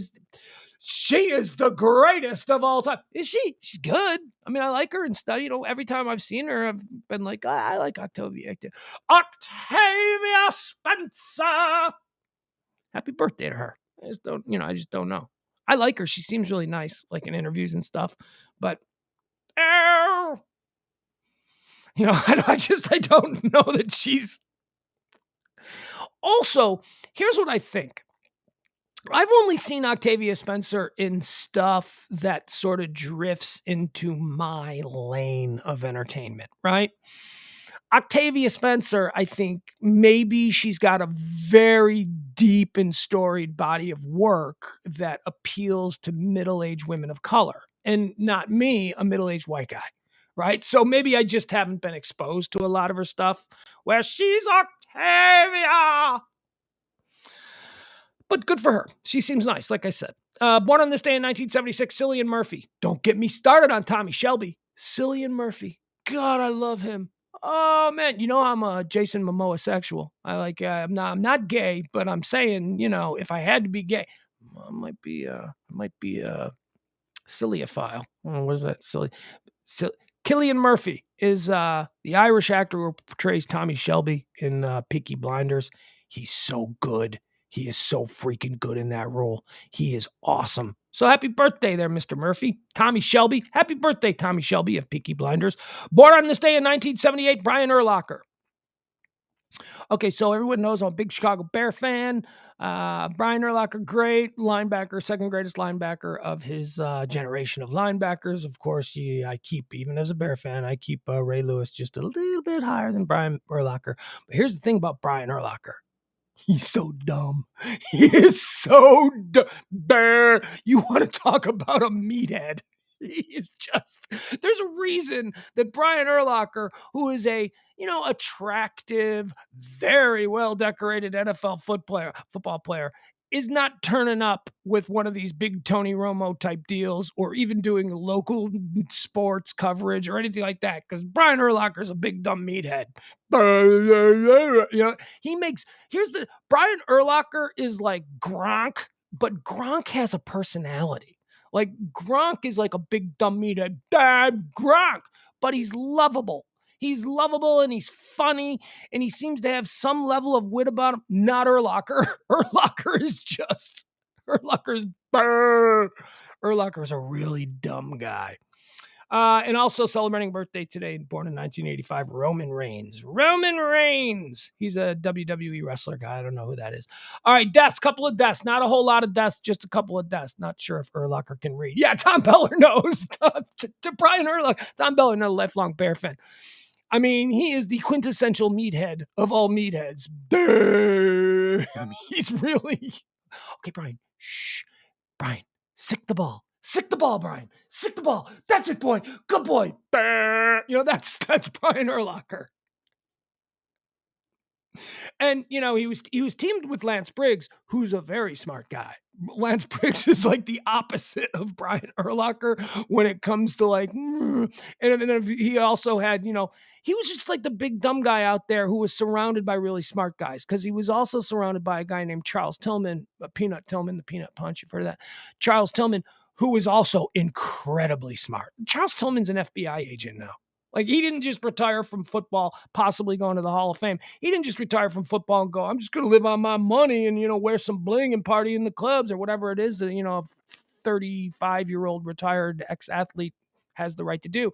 Charles Tillman goes, I'm going to the FBI Academy. I'm going to become an FBI investigator. And now Charles Tillman's in the FBI. So you had Brian Urlacher, and then around him you had Lance Briggs and Charles Tillman go, sick the ball, Brian. You go, you get the ball. We'll worry about everything else, but go get the ball, Brian. Happy birthday, Brian Urlacher. Dead on this day in 1990. Here's a Gen X name that only my Gen X brothers and sisters are going to know. Very sad day. On this day in 1990, Vic Tayback died. Vic Tayback, born in 1930, died in 1990. Quick chat room, tell me, who's Vic Tayback? I'll wait. Who's Vic Tayback? Why do we Gen Xers love Vic Tayback? Well, actually, I don't know if we love... Yeah, you're damn right he is. He's Mel Sharples from Mel's Diner. Yeah, Vic Tayback, Mel from the show Alice, which, it's so funny when you think about this, because Alice was on when I was 9, 10, 11 years old. It's like it was a show, and it was a show about a bunch of waitresses, and yet there I was. We had 3 channels to choose from. There I was sitting in front watching the troubles of a single mom outside Phoenix, Arizona, working in a diner, and I liked it. I liked it because it didn't have any other choice. I didn't have 1,000 other channels where I could find something that was absolutely specifically targeted to me. So I had to watch these stupid grown-up sitcoms, and we loved it. We loved Vic. You know what? I used to say, we had this running joke years ago, 20 years ago. Actually, it stemmed from an exercise that we had in a screenwriting class. So this was back probably about 1993 when I was in college. We had a screenwriting class, and the assignment was to develop a script, a spec script for a series based on a character that is just a side character. An example of that would be like, okay, you take Happy Days and you develop the Ralph Malph show, right? You build an entire universe around Ralph Malph and what that. I did Mel Sharples. I did. Mel Sharples, Vic Tayback was. I'm like, I need to know more about that dude's background. You know, he's got the Navy anchor. I know that there's whores and alcoholism in his past. I think that we need to really investigate what path brought Mel to running Mel's Diner, you know, as a short order cook in 1970s Arizona. And I still believe all these years later, I think that's the name of the show. I still think that show, and actually now that I think about it, you know who I want to play Mel? Let's reboot that. Why not? We're rebooting everything. Let's create the show Mel for Netflix or Amazon Prime or Hulu, whatever. It seems like everything gets made now. You know who I want to play Mel? David Koechner. I want David Koechner to play Mel. You know who David Koechner is? Champ from the Anchorman movies. He was on Saturday Night Live. He'd be so funny as Mel. All right, there you go. Very sad to have lost you, Vic Tayback, who will forever be known as Mel Sharples. Dead on this day in 2007, Charles Nelson Riley. Remember him? When I was little, I always got Charles Nelson Riley confused with Paul Lynde. No idea why. No idea why I would confuse two of the most flamboyantly gay closeted men of the 1970s. But I'm like, is that Charles Nelson Riley or is that Paul Lynde? No, that's exactly why I confused them. Because these were two men who were on TV all the time on game shows and all that kind of stuff. When the shows you watched when you were little. Paul Lynde and Charles Nelson Riley. And they were both extremely flamboyantly gay. They were, but it was the 70s, so they weren't gay. You know, they weren't. They were just, as my grandma would say, he's just a confirmed bachelor. And then my grandpa would yell out, geez, peddle that bullshit somewhere else, Bernie. That's my grandma and grandpa, how they would fight. And I'm sitting there listening. Grandma says he's a confirmed bachelor. Yeah, he ain't a confirmed bachelor. Yeah, there's certain things about this world you're going to learn. And there's no such thing as a confirmed bachelor who lives with his mother at 50. I'm like, okay. Charles Nelson Riley died on this day in 2007. And, yeah, all right, here we go. So I will mention this. It was on this day in 2020 that George Floyd died. George Floyd, Derek Chauvin, we all know about that, but we're trying to bring up the mood with all of the news of, the school shooting and all that kind of stuff. So here you go. Jeff Glenn. Yeah, Lighten the Loafers. That was another one. Jeff Glenn, you bet your ascot I remember Charles Nelson Riley. That's good. You know who does a really funny Charles Nelson Riley? Alec Baldwin. Oh, don't talk about him. He's a polarizing figure. I don't give a shit. He's funny. Alec Baldwin does funny imitations. He does incredible. And I'm not talking about Trump. I'm so done with his Trump. I'm glad they tabled that. But Alec Baldwin cannot be disputed. He does an hysterical Tony Bennett, which probably not be done anymore. Actually, none of this will be done anymore because nobody wants Alec Baldwin to be funny anymore. It's just like, Alec, okay, you've run your course. But he does, Alec Baldwin does a great Charles Nelson Riley. So funny. Used to do it on Saturday Night Live. Okay, so let's get into what is trending today. We're gonna skip over the Uvalde stuff, okay? Because we covered that with the press conference and all that. So besides, it's 2:00 already. I'm in no hurry. I'm not going anywhere. If you guys want to hang out for a little bit longer, we can go as long as we need. By the way, last week, tip the show if you can. Please help us out. We are a couple $100 short. So, and it is coming up on the last week, and I don't know how the fact that the end of the week is going to be affected by a holiday. I'm not sure how that's going to, but whatever. If you haven't tipped, if you can tip, if you're in position to tip and support the show, this would be a really good time to do it, and we certainly do appreciate it. Okay, continuing on. Matthew Mcconaughey is trending. He's trending across all platforms because Matthew McConaughey is, of course, from Uvalde, and he issued a statement. And again, I know I just said that I was going to skip over the Uvalde stuff, but I mean the skipping over the. We're obviously there's going to be a lot of stuff that are trending that is sort of tangentially connected to the situation. Here's one of them. Matthew McConaughey has issued a statement. He says, as you all are aware, there was another mass shooting today, this time in my hometown of Uvalde, Texas. Once again, we have tragically proven that we are failing to. I wish I could do a Matthew McConaughey imitation, although maybe this wouldn't be appropriate. Once again, we have tragically proven that we are failing to be responsible for the rights our freedoms grant us. I like that. I like that. I like the understanding and the commitment to the idea that with freedom comes an understanding that we have responsibilities. That flies right in the face. That's the antidote to that whole thing. You know, if you want to be free, you're just going to have to accept that there are bad parts about being free, but freedom is really important. So kids are going to die. Oh, well, that's the good antidote right there.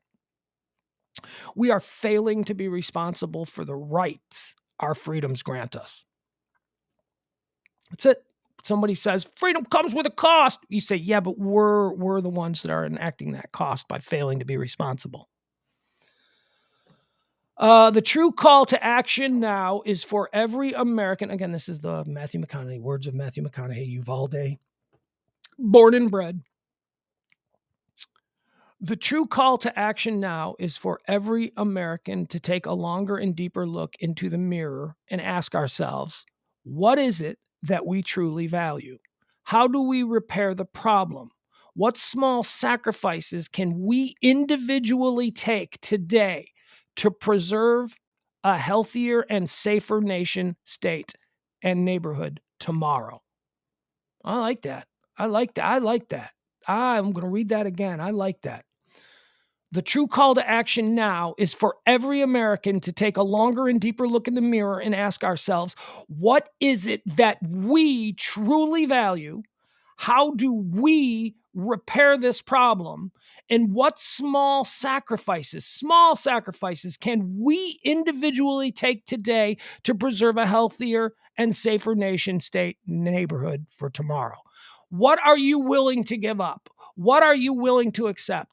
It would be my hope that a whole bunch of people out there would and this is the smallest thing, just admit that you are being disingenuous about what common sense means. Just back off from your programmed position. Stop believing. Please give us this. Just give us this. Just say, yeah, crazy people shouldn't be allowed to buy guns, and we need to stop crazy people from acquiring guns. Just do that. Make that sacrifice. Make that sacrifice where you go, you know what? I know I've been arguing the opposite, but I might be wrong about that. I think maybe we should put up some kind of barrier so that crazy people can't buy guns. That's it. That's a simple one. The heck just happened? Are we still on? I think we're still on. This whole computer just went boom, boom, boom. Guys, tell me, are we still on? Why is it every time I get into one of these rants, I don't want to go all QAnon on you, but this is the second time now today that I've gotten into one of these rants about a common sense issue, and then suddenly I got knocked offline first, and then now I just had a whole, did you hear that? That ding, ding, ding, ding. Okay, we're back on. Man, okay, all right, so we're still on. I am not a Q weirdo. I am not a believer in conspiracy theories, okay? I do believe in conspiracies. I think that there are conspiracies, but to me, they ain't theories. They are just legit. They're right there. Look at it. But it's weird, man. I'm telling you, this has been weird.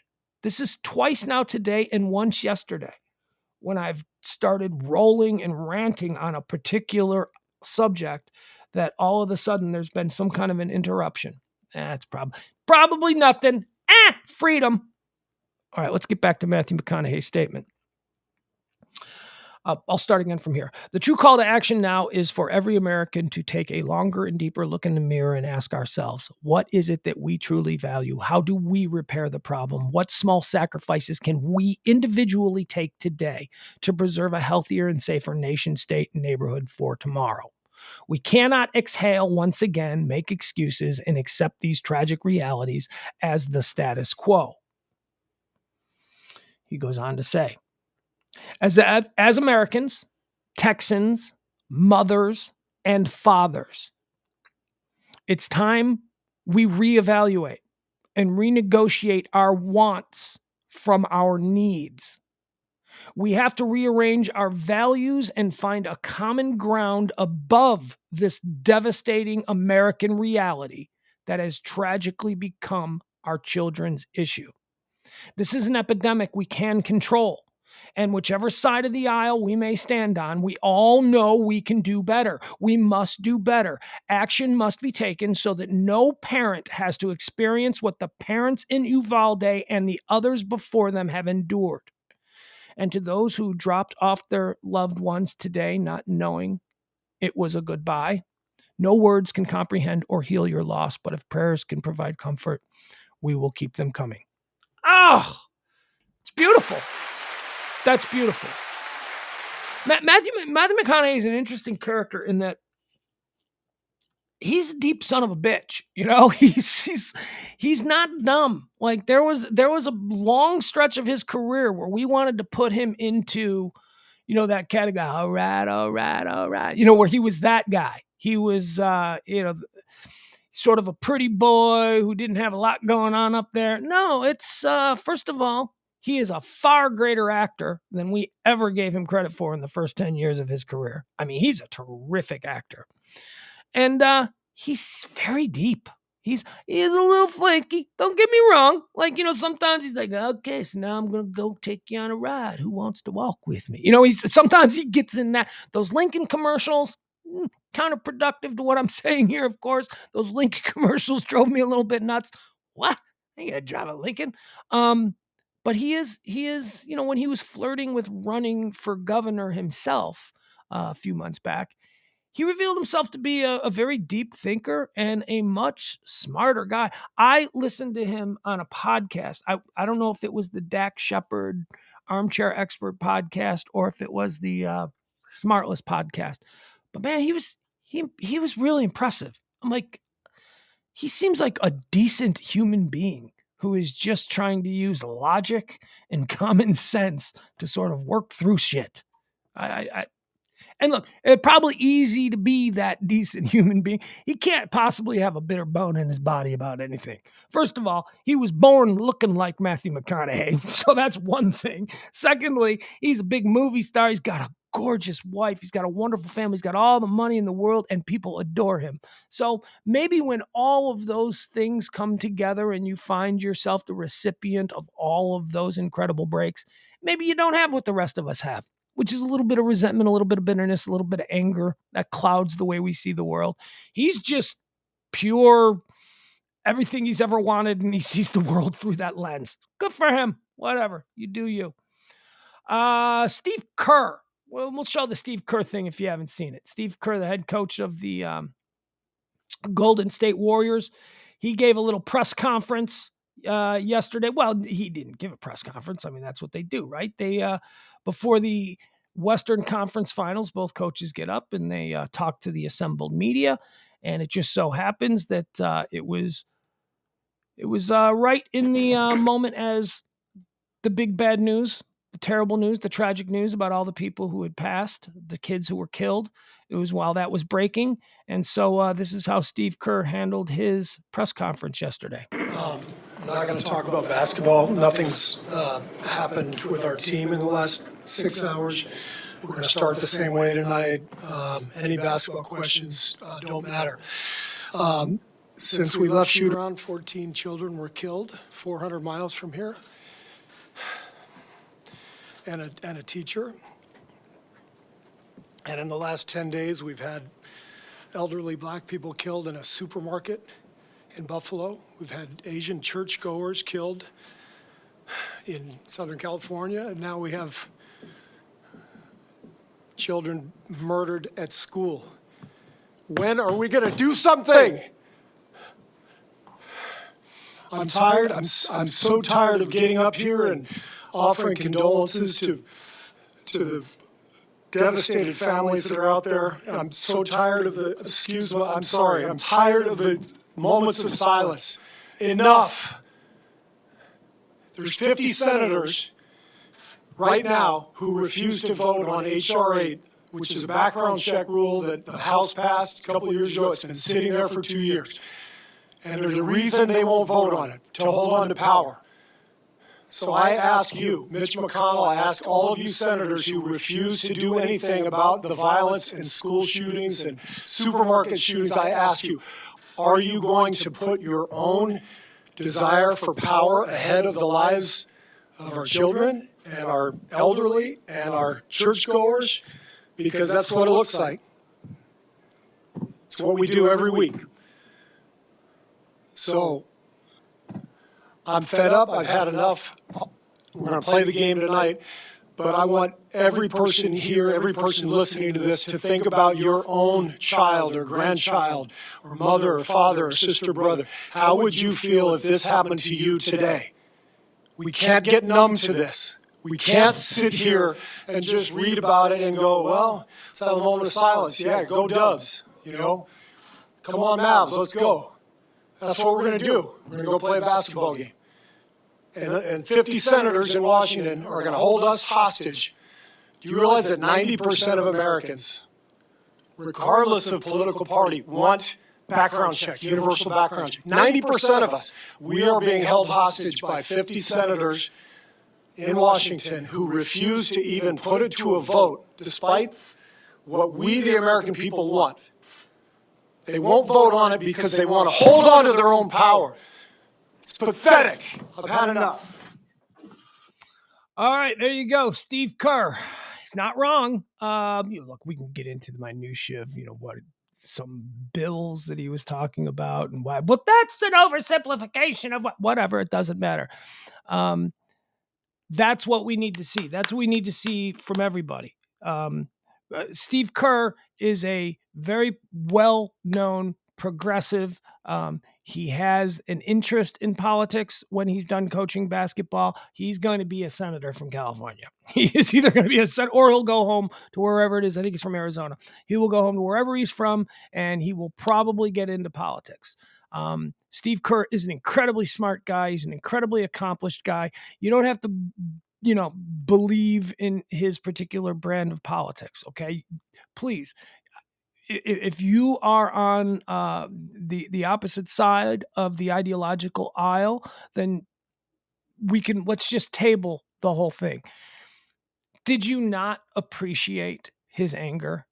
I mean, that was real. That was real. I'm sorry, that was real. He's so worked up about all of this stuff because he's a deeper guy. He really is. Steve Kerr is a deeper, more connected guy.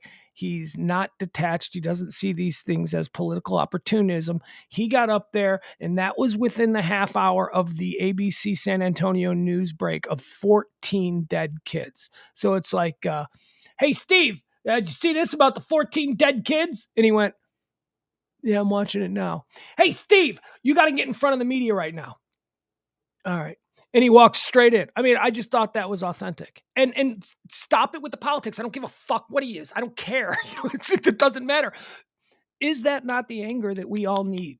Is that not the anger? We have now seen that anger from him. We've seen it from Beto O'Rourke. Can we please see the anger and the frustration from somebody now of a different political ideology? Please. I mean, the thoughts and prayers and we are all heartbroken. Stop it. Stop it. Being heartbroken. Okay, pussy, you're heartbroken. How are you going to do it? Are you going to pick yourself up by your bootstraps and do something about your heartbreak? Or are you just going to be heartbroken until the next time I'm heartbroken and I'll tell you I'm heartbroken again? No, stop it. I'm not fucking heartbroken. I was sad last night, but I'm not heartbroken. I'm pissed. I'm pissed at all this nonsense. And so is Steve Kerr. And I love seeing other people. I am looking for, and I know that there are some, I've seen them on Twitter. I have seen a number of people on the far right. I have seen MAGA people on Twitter who are outraged and angry and who are now saying, I know I'm going to piss people off, but we really can do something about this. Please put your common sense cap on. Come to the middle on this issue. Come to the place where we can sit down, where we can stop screaming talking points provided by the NRA, or we can stop screaming idiotic leftist points about revoking the Second Amendment. None of us in the middle believe that those are options at all. Can't we all just go, okay, we all agree that crazy people shouldn't be able to have guns, right? Okay, so let's just drill down on that issue, right? Do we all agree that there's a mental health? We've been hearing now from you folks on the right, and by the way, and this is just, I'm playing the guy in the middle. Okay, folks on the right, we've been hearing now you admitting that there is a mental health crisis in America. So you agree with that, right? Mental health crisis? Yes, we do. All right, how about you people over on the left here? Mental health crisis, we've got a problem there? Yeah, we do. All right, look at us. All right, so let's build off that. Let me ask you, right? What is the mental health crisis in America? Well, it seems to be that we're not giving people who have mental problems the proper care. Left, do you agree with that? Yeah, we totally agree with that. That's why we want to expand healthcare. It's why we want to make sure that anybody who is teetering on the brink of spinning off this big blue marble can get the kind of help they want. Okay, good. So we agree on that. Now, let me in the middle introduce the topic of guns. Right. Do you think that people who are crazy should be able to get guns? Well, of course not. Left, do you think that people who are crazy should be able to get guns? Well, of course not. All right, look at this. Oh, now we're having a conversation. See, it needs to be done like that. It needs to be done like that. And I can't even, I'm trying to think of who the super crazy people, like the crazy people on the right who are obviously carrying water for the NRA. I can rattle off their names because they're more in the spotlight because they're on the defensive. The people who are being accused of things are being defensive, and then they get on their podiums and they pull out their megaphones. So I know those people. I can mention the Tucker Carlsons, the Rush Limbaugh crowd. God rest his soul. I can mention all of those people, but I mean, I'm trying to think, and I know that there are a bunch of lunatics on the left. There is, you see the people on Twitter, with their cool facial hair and they're like Rasta beanies, and they're like, we need to get rid of the police, man. We need to repeal the Second Amendment. Shut up. Okay, you're not helping either. But we need to exclude the Tucker Carlsons from this conversation. We need to exclude the beanie-wearing Rasta dudes who are like, America should just go pure communism. We need to exclude those people. And unfortunately, that means we ain't listening to Ted Cruz. We need to get his ass out of here. We ain't listening to... I almost said Mitch McConnell, but unfortunately, he has such a position of influence in the current makeup of our government that he has to be included. He has to be included.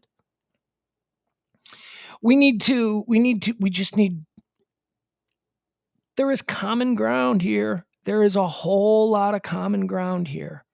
And if not for the outside noise provided by the deep pockets of the NRA and the other lobbyists who are doing the bidding for the NRA, if not for them, we could have a real conversation.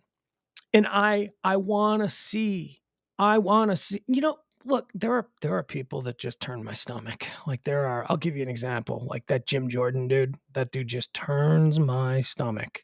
That guy never met a low-hanging fruit, dumbest Americans possible issue that he didn't put front and center and become the poster boy for.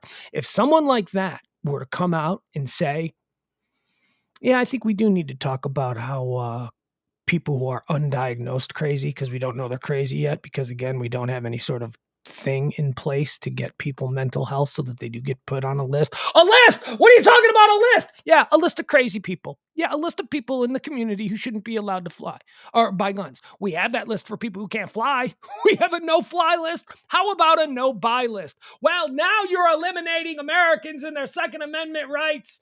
Well, we're already eliminating people the right to move and travel about the company. That's not in the Constitution because they didn't have airplanes. They didn't. And quite frankly, since the advent of the airplane, we never thought that we had to have an amendment that says that Americans, the 45th Amendment to the United States Constitution, Americans have the right to fly on an airplane no matter what. But there is no lobby for airplane hijackers. There is no lobby supporting people to be able to bring bombs on airplanes. We got to get the number one issue that hangs over all of these other issues is money in politics. We got to get rid of the outside interest and their money in politics. And I know I don't want to bring it up. There was a plan, and one side of the aisle said, no, we like our money. We like being able to take our money from this person. And the other side acted publicly like, that is outrageous. And then they went, whew, thank God, we can still take our money too.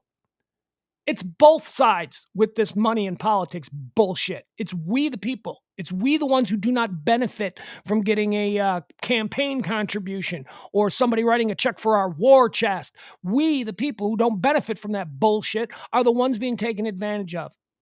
Money, it is. It's all about money in politics. It truly is. Jeff Glenn says mental health is not the problem. Every country has mental health issues. The problem is the ease of access to weapons of war. Jeff, mental health is a problem, and it is a problem that we definitely need to deal with because it is tied to the mass shooting phenomena that does only happen in this country.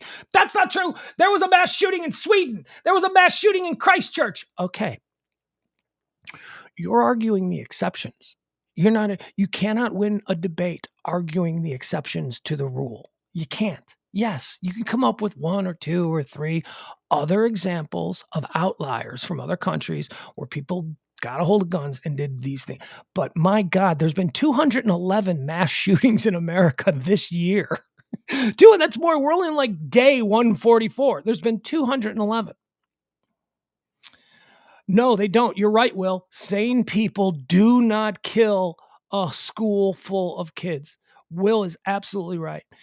Jeff, mental health is a problem and it needs to be dealt with because it very much plays into this overarching issue that we have, which is a truly American phenomenon. Now, why is it an American phenomenon?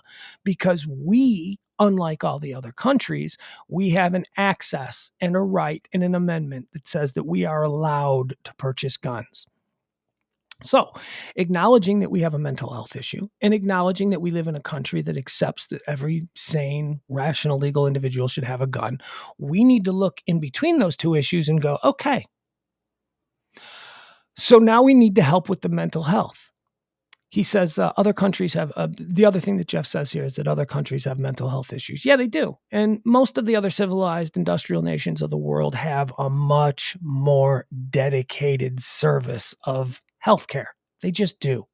We don't have that here because in this country, we're capitalists, man. And we're unchecked capitalism. I mean, I'm a capitalist. I believe that everybody should be able to make a business as long as it's not to the detriment of the greater society. You should be allowed to make your money, honey. That's what America is about. However, we are the only nation, and I've said this before, we are the only nation on the planet that have looked at every single aspect of life and gone, how do we turn a buck from that?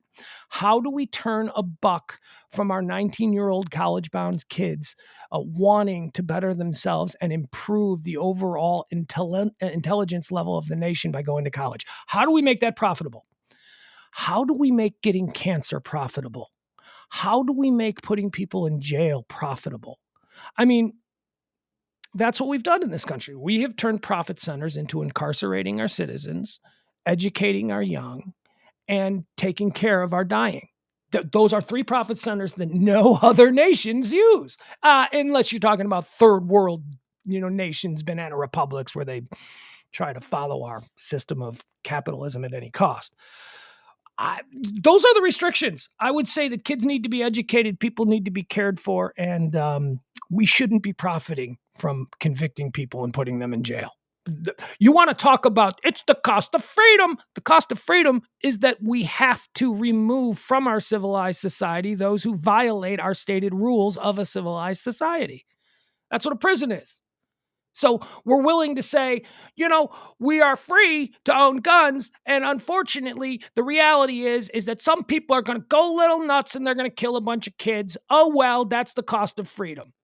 Well, the other cost of freedom is that sometimes we're going to have to pay a little bit to remove people from our society. That's another cost of freedom. And I think one that's a little more reasonable. But anyway, as long as we can all agree that crazy batshit people should not be able to buy guns, and I'm telling you, if you're listening to me say that and you're saying, I don't want any restrictions on guns, then you're a crazy batshit person, and I'm not having this conversation with you. Go over to your side. This is for the people in the middle who think that people who are crazy should not be able to buy guns. Guns are guaranteed to every American by the Second Amendment. But you can't be a crazy person. Come on, man. You get your driver's license taken away from you if you get like a whole bunch of DUIs. You don't have a right guaranteed in the Constitution to drive a car. Again, cars weren't invented when they were coming up with these rules. Maybe we should. Maybe we should address that. Maybe that should be the 46th Amendment to the Constitution. We can't get new amendments to the Constitution, by the way, because we are such a polarized and partisan society. There's nothing that anyone would ever agree on. Whew. Sudafed is trending. Sudafed is trending because, I'm sorry, the number here is 212. After the 212th mass shooting in the United States this year, some compare the safety regulations for purchasing Sudafed cold medicine to the regulations for purchasing guns in this country. Sudafed is much harder to acquire for your sniffles than a gun is. Hey, they got a sale on Sudafed. I'm going to stock up, and I'm never going to buy Sudafed again for 5 years. Can't do that. You can't do that. You can't buy more than X number of Sudafed tablets. Why? Well, because now you're doing something. Now you're, what do you got, a meth lab? You make meth with Sudafed. So that's why that exists. 15 things. We'll go through this. 15 things is trending today. These are 15 things that are more difficult to get, or less difficult, I should say. No, more difficult. Yes, I'm sorry. Let me frame this properly. Here are 15 things that we here in Land of the Free have our freedoms restricted on, that we cannot get. These are things that are more difficult to acquire in the United States of America than an AR-15 rifle. Sudafed, we just mentioned that. You used to be able to get as much of this stuff as you wanted, but it turned out people were using it to make meth, so the federal government used some freaking common sense and set severe limits on people's ability to obtain anything with pseudoephedrine in it. Sudafed, much more difficult to acquire in bulk than having an arsenal in your garage. Lawn darts, because you could get hurt with a lawn dart. Jarts, which killed 2 children and were immediately banned by the United States Congress because when children are killed, we're supposed to do something about it. Lawn jarts, removed from the market. You can't get lawn jarts. 2 kids got killed in the 70s on lawn jarts. Health insurance, more difficult to get than a gun. A few years ago, my family and I had to apply for Medicaid because my husband became unemployed. It took endless phone calls and paperwork, weeks and weeks for my small children to be guaranteed basic health care in the United States of America. A drivable car. It is harder to get a drivable car than a weapon. You can't legally drive a car without license plates, up-to-date insurance and inspections, registrations, and a license. Cars are dangerous if not operated carefully and correctly, but anyone can safely handle a gun, right? Okay. Fireworks. Oh, you can't get fireworks. Birth control pills. You still need a prescription and you need to see a doctor before you can get birth control pills. Asthma medications for children. Multiple phone calls and visits to a doctor is required to get prescribed asthma medication so that your child can breathe. And this is one that was mentioned in the chat room earlier today. I don't know what these are. Kinder surprise eggs. It says here, I had no idea because my kid watches YouTube surprise egg videos 20 hours a day, but apparently Kinder Surprise eggs were banned a few years ago because the little toys inside these eggs were deemed choking hazards and could hurt children. Funnily enough, they are apparently available everywhere else across the world. So I don't know what Kinder Surprise eggs are. Another thing that's more difficult in the United States of America to get, things you have to jump through hoops to acquire, a kitten. Ever tried to adopt a kitten, a dog? You'll be scrutinized. In some cases, you'll receive home visits and will need to provide references. A wee bit harder than buying an assault weapon. These are all common sense things, man. I know that if you are programmed and you've spent the last 20 years listening to the arguments as to why there should be no restrictions on guns, I know that right now if you have even a modicum of decency, you're going, yeah, that is kind of stupid. That is kind of stupid that it is harder to adopt a dog. You have to jump through more hoops. You have to fill out more paperwork to adopt a dog. A babysitter, it says here, a list of people who I will allow to babysit my kids. It's about that's stupid. That's a dumb one. An abortion, most states require a 24-hour waiting period for an abortion, along with counseling and an ultrasound. My body, my choice, but apparently not on my time. So yeah, that's interesting. I mean, that is, the 24-hour waiting period for an abortion is interesting. You have a fight with the wife. You decide you're going to do something about it. You run down to the gun shop and I don't know. You got to wait 24 hours. I don't know. I remember when I bought a gun here in Texas back in 2004 for personal protection. I don't think I had to do. I think I just had to have a driver's license, and I think I just had to fill something out. And I bought it the same day. There was no waiting period. I don't remember. Okay. Roquefort cheese. Certain European cheeses are illegal in the United States, and it's not just because they're stinky. The FDA banned them because of concerns about harmful bacteria. You could get sick if you eat certain cheeses from Europe. Apparently, you can get them on the cheese black market. So yeah, certain cheeses are officially harder to get than guns. So our government is concerned about us getting a bad batch of cheese. So it's for our own good. We don't know. We're stupid. We can't get cheese from, certain places, but remember, because cheese could hurt us. Cable installation, certain Broadway tickets. These are stupid. Certain states, you cannot get beer on Sundays. You cannot get alcohol on Sundays in certain states. Why? Because freedom. Because a bunch of people who, keep Bibles in their back pocket, they say that it's dangerous for you to be able to buy some booze on a Sunday. Stupid.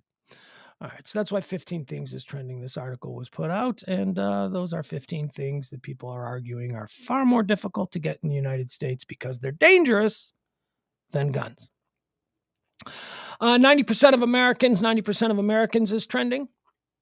That's something that Steve Kerr had mentioned. 90% of Americans want lawmakers to take steps to prevent gun violence.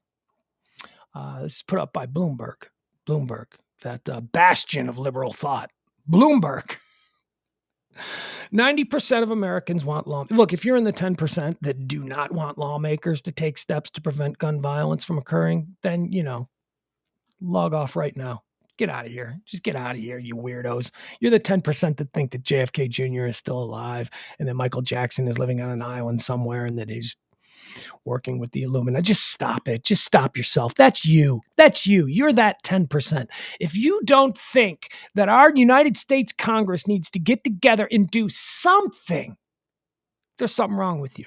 There's something wrong with you. Bye-bye. See you later. I don't care. I know the show works on tips, but stop it. You're just... Now, my kid ain't dead. The Onion is trending today. The Onion is trending today because of something that was brought up yesterday.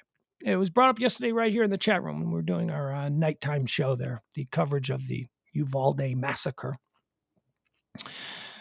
And the Onion is trending because they have admitted that they're doing this on purpose.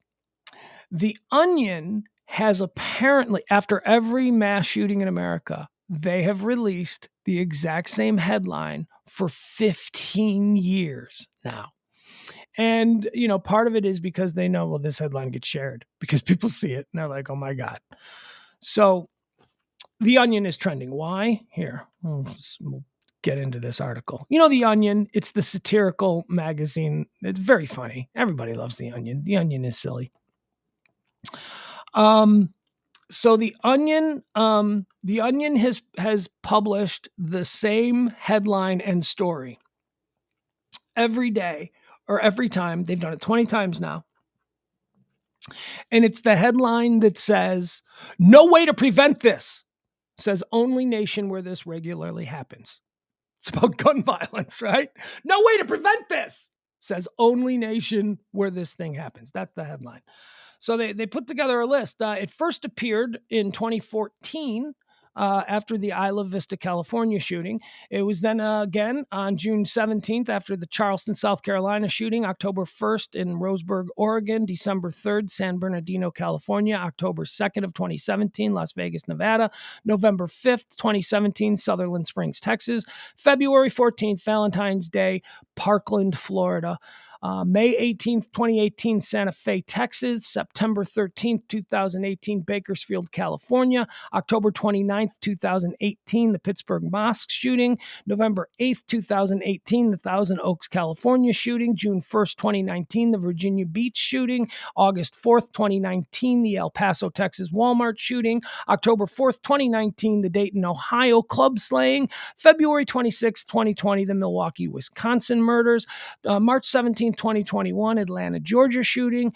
Those were the massage parlors. March 23rd, 2021, Boulder, Colorado. That was at the supermarket. May 26th, 2021, San Jose, California. And until this most recent one, just a couple of weeks ago, May 16th, 2022, Buffalo, New York, the Tops grocery store massacre. Again, the headline that the Onion is purposely repeating every single time, "No way to prevent this." Says only nation where this regularly happens. That's not true. The Christchurch massacre. Again, you are making a disingenuous argument because you are arguing the exception, not the rule. There are always exceptions to the rule. You had the mass murderer guy in Sweden who slaughtered all of those kids at the day camp. There you go. We've had 212 this year in this country. So please stop it. And why would you make that disingenuous argument? Are you that detached from the emotional reality of the rest of us? What are you trying to win? Is that an ego thing? Yeah, but you're wrong, and I'm going to feel good about my ego because I'm going to, at this point, show you that you're wrong for saying that, Christchurch. Stop it. You know you're disingenuous. You're a little person. You are a little person. I know you think you're insignificant. I know that that's the reason that you have artificially inflated your ego to make these kinds of preposterous arguments, but stop it. You are arguing the exception to the rule. Nobody wants to take your guns. Nobody. Yeah, some people do. The crazy fucking people on the left who have no power, no influence, sit on no committees, chair no committees. They don't have the votes. They're never going to get it done. The Second Amendment exists. We're going to keep it. We're going to keep it. It's not going anywhere. You're being told that it is. You are being manipulated by people with ulterior motives. Stop it. If you are a normal person, you should be able to get a gun. Can we admit that there are a lot of abnormal people out there who shouldn't have guns? Yesterday, I did the show. I was wearing my Illinois State Police shirt. I wasn't wearing it on purpose. I wear it all the time. It's one of the t-shirts in my repertoire that I wear when I'm walking around the house. My mother just retired from the Illinois State Police after 20 plus years. I know cops. It's like I'm not a cop hater. And as I said last night, anybody who comes from a cop family or anybody who knows cops, anybody who grew up in the cop orbit, you know that you have been sitting at the picnic. You have been hanging out at the backyard party where all the off-duty cops are. And you know that one cop has said to another cop, that dude should not be a cop. That's just a reality. This idea, again, we go back to this reality where all cops deserve. Look, stop it. There are bad dentists out there. There are people who should not be dentists. There are people out there who should not be accountants. They're just not good at it. There are bad cops out there. There's hopefully, and from my personal experience, there's a lot better. There's a lot more good people who are out there doing that job. It's a thankless job, and it's a job that we need done. But don't pretend that they're all these sanctified beacons of the promise of humanity, because they're not. Some of them are just, I want a badge and I want a gun. I got picked on in high school. I'm pissed off at the world and I want some authority and people are going to listen to me. There are some of those. So let's just admit that. So if we admit that there are some bad people in every walks of life, then an easy deduction is to say that not everybody should have a gun. Not everybody should be able to have a gun. That's it. NRA don't want to hear that, though. Don't want to hear that. All right. Let's move on to some other things. Kate Moss is trending. Kate Moss is trending because the Johnny Depp Amber Heard trial played out still. People are still, although a little bit less today, but she's still trending. Like, who gives a shit about this nonsense, right? Those are nice distractions. The Amber Heard Johnny Depp trial exists in our personal awareness because we don't have 19 dead kids every day, thankfully. So we get distracted. Ooh, what could we? And also, I'll say this. From a purely politically ideological standpoint, the Johnny Depp Amber Heard trial has been nice. It's been nice. I have found myself, people who are crazy on the right and people who are crazy on the left. This is one of those issues where sometimes they've come together. They're like, yeah, Amber Heard taking a poop on the bed. That's awesome. So we do need these sort of cleansers from time to time, and it's been nice. But unfortunately, we should move off it now. In the light of yesterday, we need to now focus and deal with important stuff.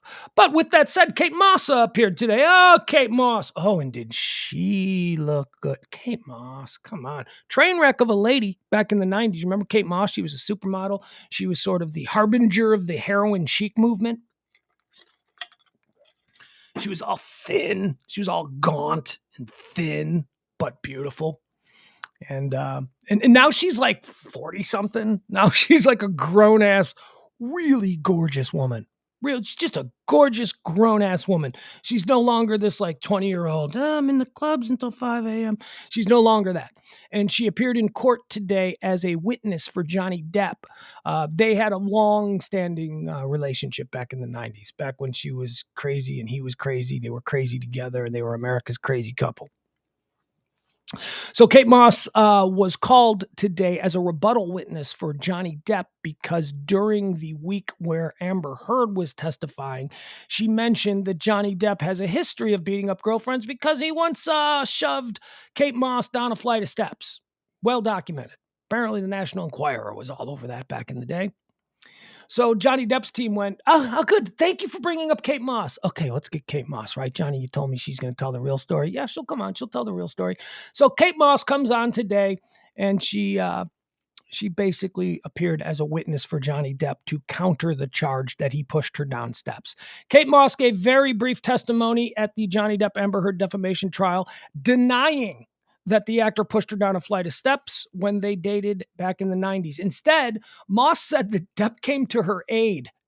She said that they had been dating and staying at the Golden Eye Resort in Jamaica, and during a rainstorm, as I left the room, I slid down the stairs and hurt my back. I screamed because I was in pain. She said that Depp came to her aid and carried her back to the room and got her immediate medical attention. He never pushed me, kicked me, or threw me down any kind of stairs, Moss said from Gloucester, England, where she was connected via video link. Moss and Depp dated back from 94 to 98. She said Depp's legal team called her as a witness after Heard in her testimony referenced the supermodel. Earlier this month, Heard testified that during one of their arguments in March of 2015, Depp swung at her sister Whitney, who was near a flight of stairs. Heard said that, in my head, I just instantly think of poor Kate Moss being thrown down the stairs. When Heard mentioned Moss, Depp's attorney Benjamin Chew turned around and gave a fist pump to another attorney. Yeah, we got her. We got Kate Moss on deck just in case this bullshit National Enquirer story came up. Let's do it. So there you have it. So Kate Moss looks great. But also, fair is fair. I thought yesterday, I don't know if you saw any of the footage from yesterday, because there was something else happening yesterday.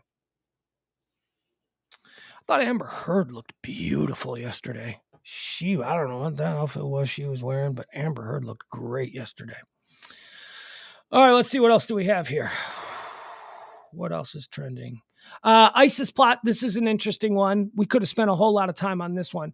The ISIS plot. Apparently, there was an ISIS plot to kill George W. Bush here in his home in Dallas. They caught the guys. This is a couple blocks away from where I am right now. George W. Bush lives. Hell, the George Bush Presidential Library. They don't call it that, though.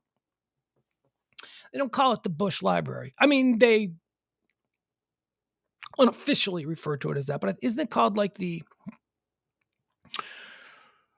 George W. Bush Institute for it's something weird, but it's a presidential library. It's stuff I actually do on my runs. On occasion, I will take that path and I will just run around the George W. Bush Library. Never been in, want to go in. That's something that I think me and my kid will do, because I've only been to one presidential. Oh no, maybe two. I don't know. Is that thing I went to for Lincoln in Springfield, Illinois? Is that his official president? Does he have a president? I don't know. I've been to Gerald W. Ford Presidential Library in Grand Rapids. It's a double wide. It's not that big. He was only in office for a couple of years. So yeah, I need to go to the W. I need to go see W. So here's the story. ISIS was plotting to assassinate George W. Bush in his Dallas home, which again, just a couple of blocks away from here. 2 confidential informants and surveillance of the alleged plotters' WhatsApp account reveal plans to smuggle assassins into the United States to murder the former president. This, according to a search warrant discovered by Forbes. An Iraqi man in the United States accused of being linked to ISIS operatives was plotting to kill George W. Bush, going so far as to travel to Dallas in November of this past year to take video around the former president's home and recruiting a team of compatriots he hoped to smuggle into the country over the Mexican border. According to an FBI search warrant, that's according to an FBI search warrant. The FBI said it uncovered the scheme through the work of 2 confidential informants and surveillance of the alleged plotter's account on the Meta-owned WhatsApp messaging platform. The suspect, Shahab Ahmad Shahab. That's his name. His name is Shahab Ahmad Shahab. All same spelling. Shahab, spelled the same way, then Ahmad, and then Shahab. And I guess he had to put Ahmad in there so as not to be confused with Shahab. This is not, again, to be clear, this is not Shahab. This is Shahab Ahmad Shahab. Based in Columbus, Ohio, said that he wanted to assassinate Bush because he felt the former president was responsible for killing many Iraqis and breaking apart the country, blah, blah, blah. The case shows how federal investigators continue to monitor threats from ISIS, even as the group has been severely weakened by American intelligence and military operations in recent years. It also shows how the FBI, despite its claim of being prevented from investigating major crimes because of Meta and other tech providers, use of encryption has been able to work around the WhatsApp security. All right, there you go. That's the story. So they got him. Not going to happen. Let's see here. Southern Baptists are trending again. Top Southern Baptists plan to release a secret list of abusers. That's according to AP.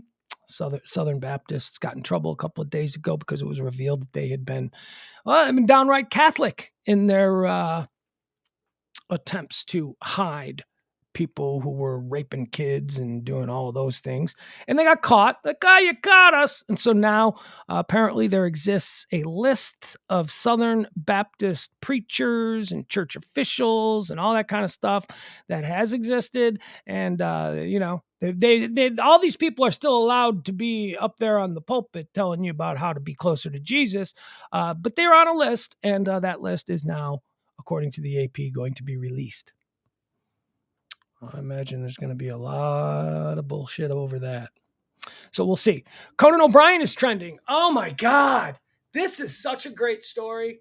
This is Conan O'Brien. I love Conan O'Brien. I love Conan O'Brien. Conan O'Brien got screwed over by NBC because Jay Leno is ridiculous.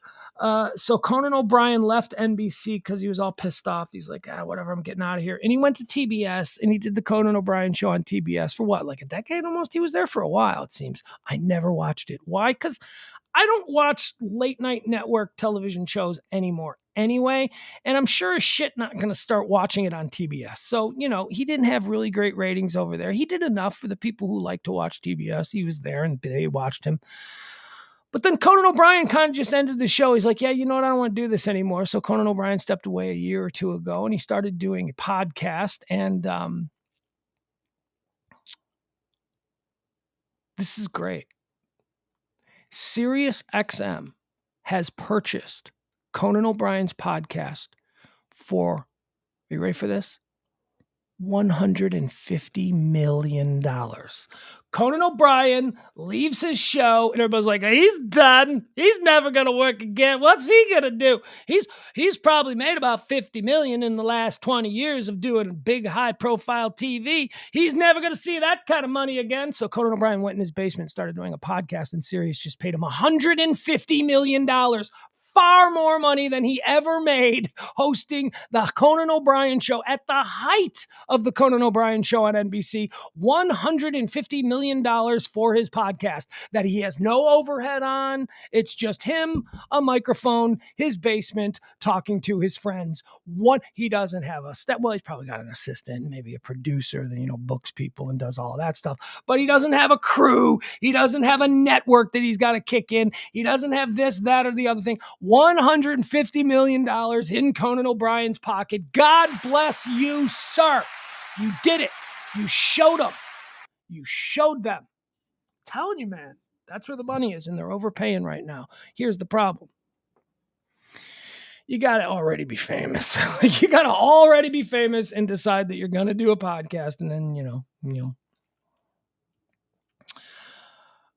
I come from the era of broadcast radio where we used to go, oh, he lost his job. What's he doing? A podcast now?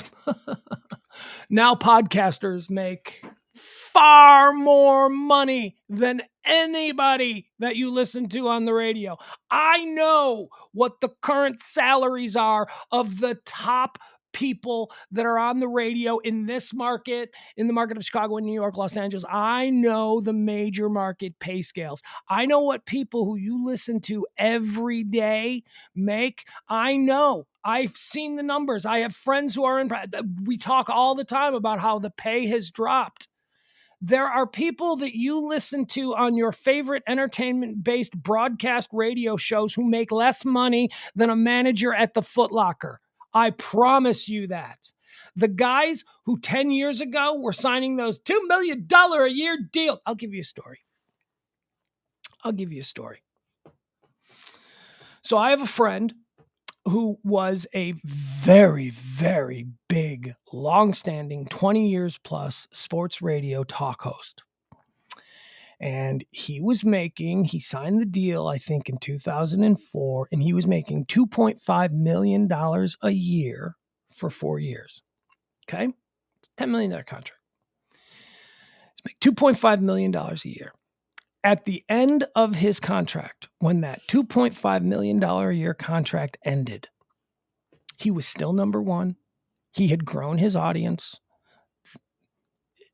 Well, I mean, as far as, in competition with the other stations, he was still number one, although the overall cume had shrunk because of now competition from streamers and podcasters and all that.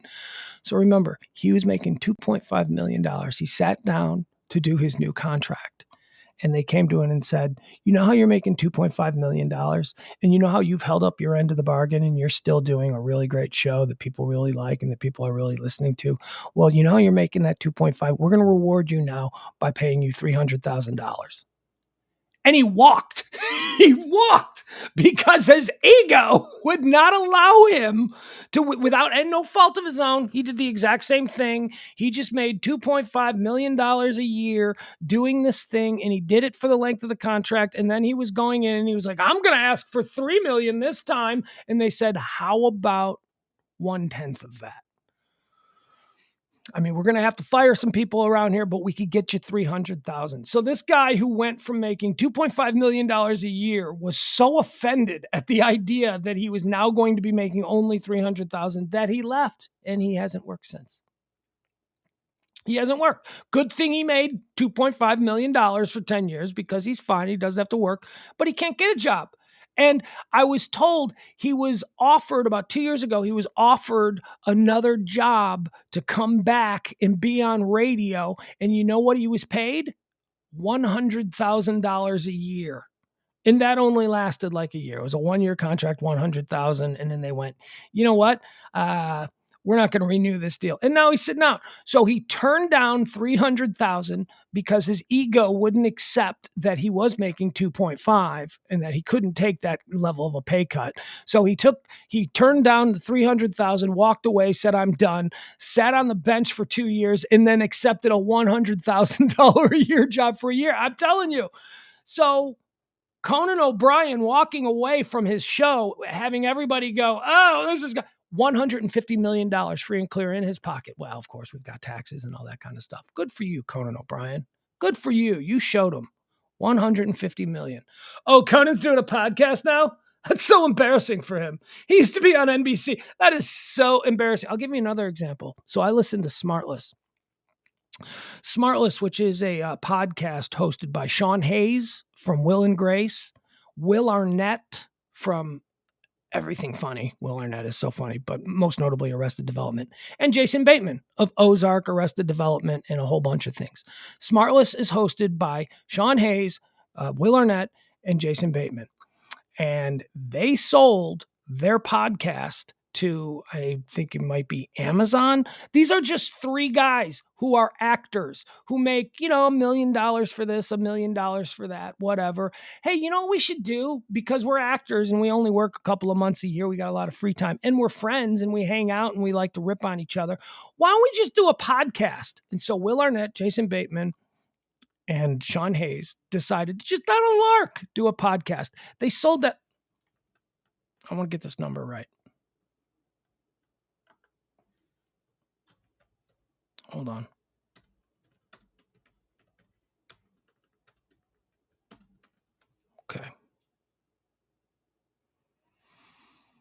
Okay. So these guys who probably look, they're not $20 million a year movie stars. Will Arnett maybe makes $1 million. Jason Bateman probably makes $2-3 million for Ozark, whatever it is. That's fine. That's nice. That's their main thing. And that's what people think they do.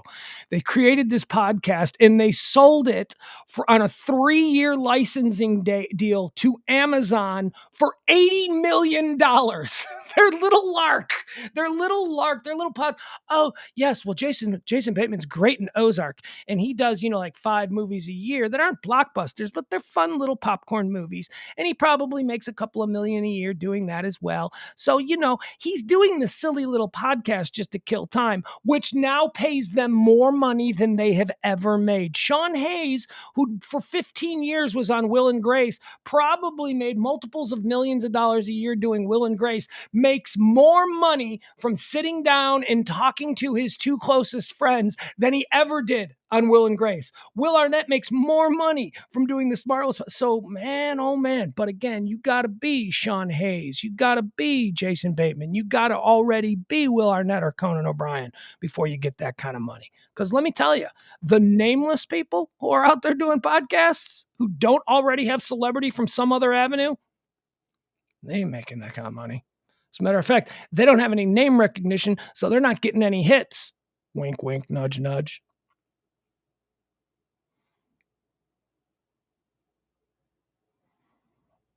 I don't know what Adam, you might be right, but I just pulled up the official news account from Forbes that says that it's a 3-year licensing deal for Smartless. So if you're saying in addition to that, they actually purchased outright his content factory, which is now the term that we use. That might be true, but that's not. I'm just talking specifically about Smartless, about what Smartless is licensed to Amazon for. $80 million for 3 years. It's crazy. Well, let's get it right. Amazon on Tuesday acquired the early access rights to Smartless, the top-ranked podcast hosted by actors Jason Bateman, Sean Hayes, and Will Arnett. Terms of the deal were not officially disclosed, but Bloomberg is reporting that the 3-year agreement is worth $60 to $80 million. Jeez Louise. I think that we can agree, Adam, that regardless, there is money in that. There is money in that world. As long as you were on silver spoons 40 years ago. What are you going to do? Also, Dak Shepard sold his Armchair Expert, which is another really good one. Adam, I'm not getting into it with you. That's not so true. I mean, is there a bigger dark cloud? Is there a bigger energy vampire? That's not... All right. I know 1 in 10 things I say we agree with, and then we get back to our common ground. But now we're doing the 9 things that I'm going to say that I'm just saying to be a contrarian because I like to suck the energy out of people. My Favorite Murder sold their podcast to Amazon for $150 million and didn't have a name prior to. Oh, Jesus. No, actually, you're right. I'm not even going to argue with you on that. No, you're right. There are genre casts. If you are doing like true crime is huge. They are snatching up every true crime podcast. But what I'm talking about is a general conversation or an interview show, which is obviously I'm talking about my own lane. That's what I do. I don't want to do just a show about cults. I don't want to do just a show, but those are ones that are selling as well. Specific genre and formats are selling, and you do not necessarily have to be a big name. But if you just want to do general topical conversation, or if you want to do some form of an interview show, yes, if you're going to make that kind of money, you have to be somebody that already has name recognition. Okay, I'm not even going to look at the chat room. Don't even want to look. Don't even want to get drawn into any more of this. I feel that we have found some common ground in this argument. Monarch butterflies are trending. Monarch butterflies are going away. Monarch butterflies are like going to be extinct pretty soon. It's because cell phones. They're saying cell phones are killing monarch butterflies. I don't know. I got to look at the chain reaction to monarch butterflies going away. I didn't know that bees were all that important until a couple of years ago when they told us the bees were all going away. But here we are 10 years later, and I almost got stung by a bee last weekend. So they're still there. Social media addiction. California parents could soon sue social media platforms for their children's addictions to it. Stop it, California. Oh, you got some of these stupid rules. You dummies out there in California. You're going to allow parents to sue Facebook because their idiot kid spends too much time on Facebook? How about stepping up? How about putting the limiter on their phone? How about making sure that they can't just connect? They're kids, right? We're talking about your kids. I know. I'm spoken like somebody who doesn't have kids. I got a kid. And when my kid comes in here, let me speak it to you this way. My kid has all kinds of contraptions about his internet access when he's at home. His mom does a great job with that stuff. His mom, they've got she doesn't rotating passwords every week. He can't just connect. He can only be connected at certain times. They do a really good job. My kid doesn't even have social media. Oh, I said this the other day. We were driving in the car. So my kid took an unflattering picture of Emil's kid. Remember E, sunglasses? I'm driving, the 2 kids are in the back seat, and all of a sudden Emil's kid is like, delete that picture. And my kid's like, I'm not going to delete it. He's like, you're going to put it on social media. And then I chimed in from the front seat. Dom, don't worry. I'll take the phone from him. I'll delete it. Just sit tight. He's like, you're going to put it on social media. And I go, Dom, he doesn't even have social media. And my kid goes, yeah, I do. Like, what since when? I thought I was on top of this stuff. I thought, what do you mean you got social media? And he goes, yeah, I do. And I go, well, you just turned 13. You're not supposed to be allowed on Facebook. Oh, there's ways around that. I go, does your mom know this? He's like, yeah, like he did that thing like, how should I answer this? Because is dad gonna talk to mom? No. So I don't know. I need to investigate that.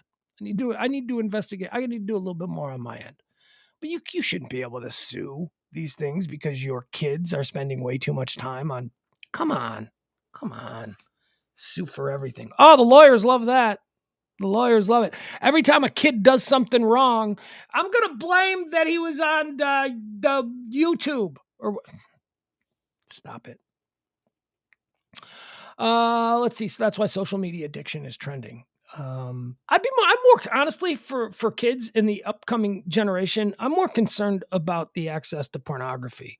Oh boy, there you go. What are you, a Bible thumper? No, I'm not a Bible thumper. But I don't even think that pornography should be illegal. I think it's fine. I think if you're a grown adult, you should have freedom. That whole thing. I just have concerns. I know we've talked about this before. I have concerns about, being young, being in your formative years, and then developing this unreasonable expectation of what sex is.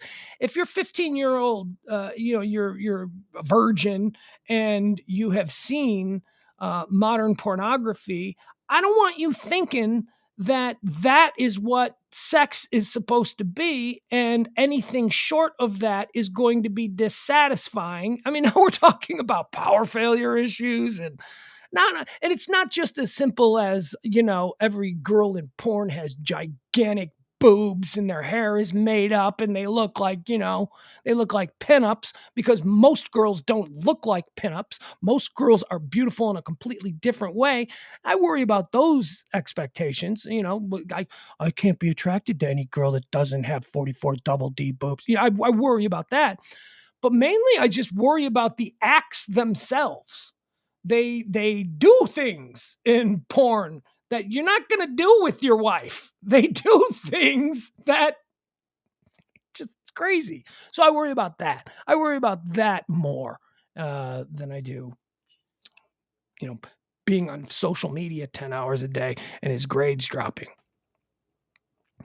Fort Bragg is trending as well. Fort Bragg is trending because the United States military has announced a new name for Fort Bragg. Here's the problem. Bragg was a traitor. Bragg, the dude that Fort Bragg is named after was a Confederate general. We're starting to strip the names of these people who went to war against young men wearing the United States military patch on their arm, which makes all the sense in the world to me. These were all concessions that were made to the southern states to pretend like, the Civil War wasn't that big of a deal and that they didn't try to, turn America inside out. And so we went, okay, you can have your statues. And, we're even going to make some American military base. I mean, it's crazy. It would be like if we had Fort Himmler. We went to war with these people. We shouldn't be calling our military bases. Anyway, whatever. I get it. It's Southern culture. It's not about, no, shut up. Own it. We went to war. You lost. Okay. Let's move on. We are all Americans in the year 2022. So Fort Bragg is being changed, the name. They're changing it to, are you ready? Fort Liberty. Well, you got a problem with liberty? You got a problem with liberty? I'm fine with that. I don't care. Honestly, I mean, look, I get the argument. I get the argument that, so we're training United States military personnel at a base named for a guy that tried to kill United States, that went to war, that declared war on United States military. It doesn't really track for me. For me, I'm like, God, we live in a weird place. Hey. The cause is trending. The cause is back in the news. Oh, boy. Yeah, the cause is going to trial again. Bill Cosby is back in court for allegedly sexually assaulting a 15-year-old. Now, this is an old case. It's not like he got out and then went, I'm going to molest me. No, goes all the way back to the 70s. Remember, he was convicted in Pennsylvania, but then there was if I remember correctly, he was convicted based on testimony that he'd given years before. that he was told at the time if he admitted these things, he couldn't be charged with them. And then a couple of years went by and they said, oh, yeah, remember we told you couldn't be charged? Well, we're going to charge you with them. And he was convicted and he went to prison. And then they, matriculated its way through the appeal system. And it got to a point where a judge was like, well, you told him he couldn't be charged for that. You screwed up. So it was the DA or the whoever it was there that screwed up. So he got out on this. This is a different case. This is a case almost a year to the day that Bill Cosby was released from federal prison on a technicality. The serial sexual predator is now back in. Whoa, man. MSN News is really bringing the daggers out for the cause. The serial sexual predator is now back in a court for another alleged sexual assault, this time of a teenage girl. Today, jury selection began in Los Angeles Superior Court for a civil suit brought down against the disgraced actor and comedian. Judy Huth alleges she was groped by Cosby when she was a teenager after he brought her and a friend to the Playboy Mansion in the mid-1970s. He brought a 15-year-old to the Playboy Mansion, and that was just totally acceptable in the 1950s. Or 70s, sorry.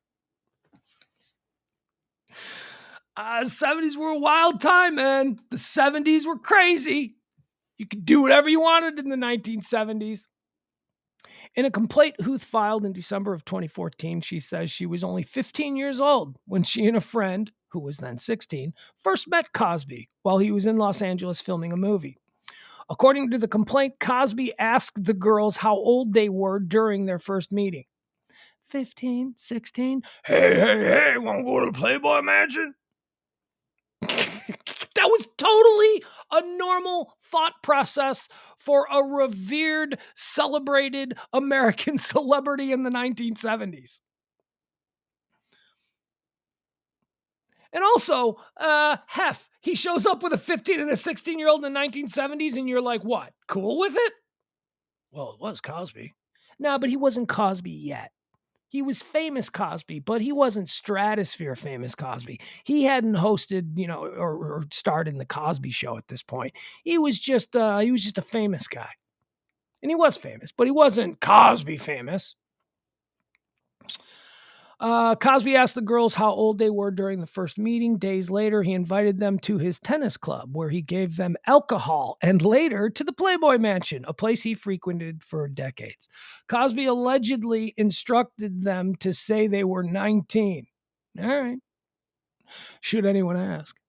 After arriving at the mansion, Huth claims Cosby sexually assaulted her, putting his hand down her pants and then taking her hand in his hand and performing a sex act on himself. What could that be? Let's try it. Oh. Cosby's attorneys have denied the allegations. There's been some confusion as to the exact year that Huth claims the assault took place. In initial filings, she recollected that it happened in 74, but in more recent court papers, she concluded that the alleged assault occurred in 75 when she was 16 and he was 37. Naturally, Cosby's legal team is attempting to capitalize on the correction. She was a kid. Okay, I get that. I mean, that's not a big deal. And Bill Cosby, dude, wasn't it like 37 women? Isn't that the number? Like 37 women have gone, oh yeah, he did this. You have no benefit of the doubt, has bought a bus ticket and left for Mexico. You get no benefit, you get no benefit of the doubt. So there you go. Cosby's back in court. Although we're not really paying attention to it, right? Because, again, other things. All right, let's see what's trending. What has been trending since we left, since we started this show? Is there anything new? I'm guessing Beto is. I am guessing. Oh, look at this. Why is this trending? Don't get me started. If this is trending, I'm going to lose my shit.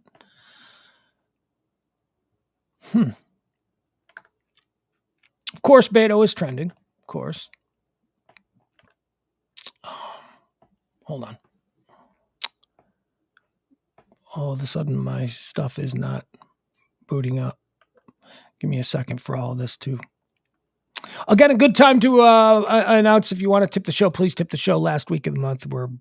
Like I said, we're We need to raise a couple $100 in the next week, and I don't.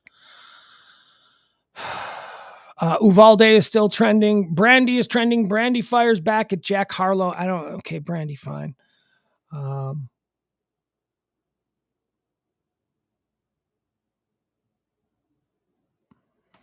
Okay, so Chicago is trending because this is another one of those disingenuous arguments that are made when people bring up the horrible situation that are occurring in schools and public shootings and all that kind of stuff. Chicago is trending. I know a little bit about this subject. Texas Governor Greg Abbott said there are, quote, real gun laws in Chicago. I hate to say this. There are more people that are shot every weekend in Chicago than there are schools in Texas. Okay, that's not true. I know you hate to say it because it's not true. First of all, let's just break down what you said. There are not more people shot every weekend in Chicago than there are schools in Texas. That is not true. That is a lie. Now let's address this. There are real gun laws in Chicago. Yes, there are. There are real gun laws about how you can buy a gun in Chicago. But here's the problem, you disingenuous water-carrying fuckstick. Chicago is not an island in the middle of the ocean.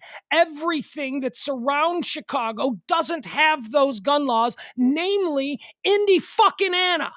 Indiana is connected to Chicago. It's a different state, and it's got laws just like Texas. There are places in the city of Chicago where you stand on one side of the street and you're in Chicago, Illinois, and on the other side of the street, 10 yards, you're in Gary, Indiana. So don't tell, that's such a disingenuous argument. Do you know that on the border streets where suburbs meet Chicago, right there, you got the city of Chicago. Do you know that on those border streets, they are lined with gun shops?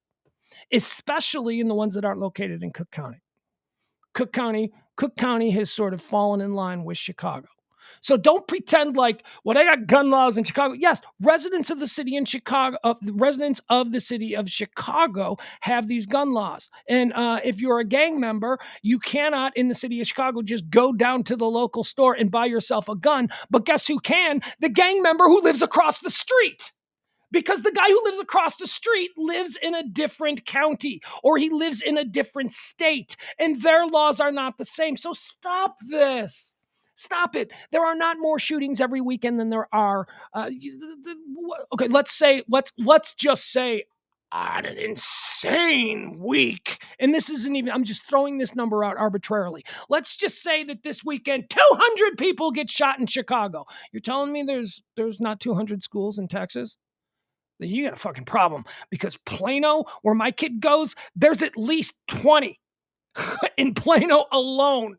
So stop it. Stop it with the disingenuous argument. All you're doing is carrying water. Stop talking about Chicago, because another thing that we need to mention is that, you know what doesn't happen in Chicago? You know what doesn't happen in Chicago? Dudes don't walk into Jewel food markets and just start mowing people down in the city of Chicago. The kind of crime that we have in Chicago is criminal crime. It are gang members fighting other gang members. Everything about that argument is disingenuous and it's gross and it's time to stop it. And I'm not just defending my city. My city's fucked up. Our gang problem is epic. But it's a different kind of problem. And yes, again, Greg Abbott, there are restrictive gun laws in the city of Chicago, but it's not a fucking island floating in the middle of Lake Michigan where you have to traverse water and bridges and boats and planes to get there. Chicago has streets, and on the other side of the street is a different state, or in some cases a different county, and those counties have widely different rules designed to exploit that people in Chicago can't get guns. I live on this block. I live on this block on the east side of Chicago, and on this side of the street, I can't get a gun. But you know what? I can walk across the street to that gun shop that just happens to be located in Indiana. I mean, it's still Chicago. Our kids go to the same school, and, we get the same TV and all that, but that's a different state. So stop it. Stop it. Stop that argument. Stop it. It's a different argument. We are talking about random crazy people killing innocents. Chicago is not that. Chicago is gangbangers killing gangbangers. Okay? That's what that is. They are two completely different situations. They're both terrible. They both need to be dealt with, but stop acting like it's the same issue, because it's not, you disingenuous piece of shit.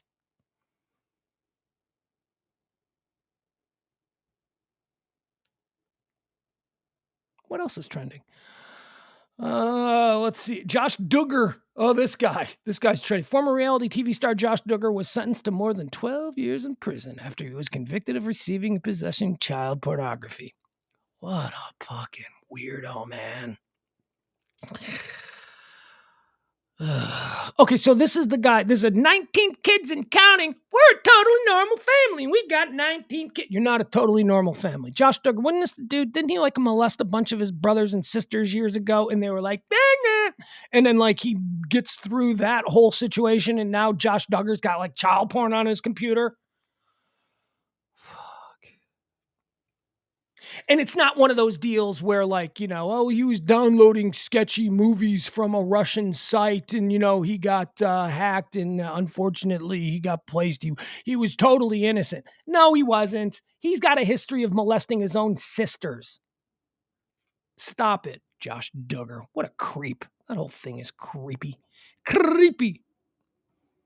George Floyd is trending. Ted Cruz is trending. Colin Kaepernick. Oh, God, look at all of these divisive nonsense. Gruden, there you go. Here's something to bring us all together. John Gruden is trending. Former Raiders head coach John Gruden appeared in court today for the first hearing in his lawsuit versus the NFL. Gruden claims the NFL leaked emails in a malicious campaign to get him fired. The judge denied the NFL's motions to dismiss, so the suit remains. Okay, good. Good. The Onion is still trending. Harold Washington. Why is Harold Washington trending? Harold Washington was a mayor of Chicago. First black mayor. Died in office. Oh, what is this?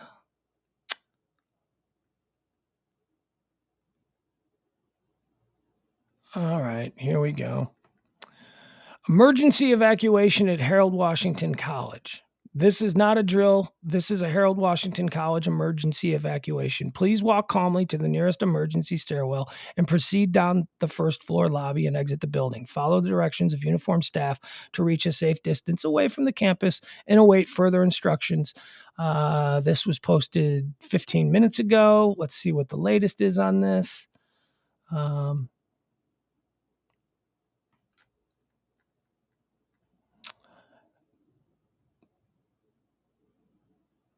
1 minute ago. Hold on. Okay. All right. Let's see. Let's pop up my favorite scanner channel. Let's see. That would be the Chicago Citywide channel. Let's see what's happening here. Okay. It's not trending. It is not the most popular channel. Okay. It's not even okay. So it's not even trending in the top 20. I don't know what this is. Also, I should Chicago Police Zone 4. All right, let's see what's happening here. This is not citywide, but let's see. It should also be mentioned that Harold Washington College. 1813. Just for info, did you ever make it over to the other side of Progress at 500 West Superior? Comfort Squad, I gave it a 19, boy. My apologies.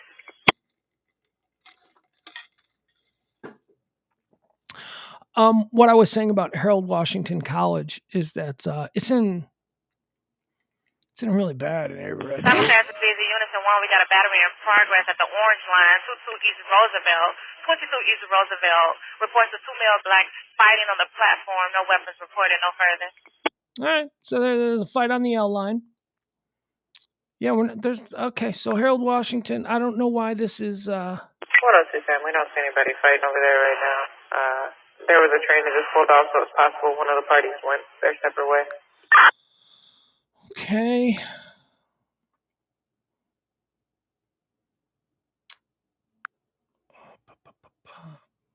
Let's see. Let's exit that. Hold on.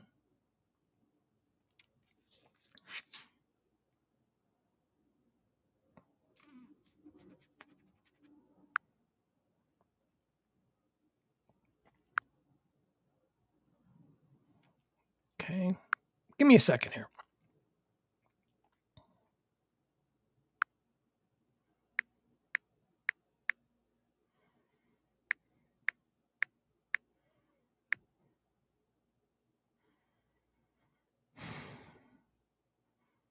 All right. Let's see if we can pull up citywide. Let's see what this is.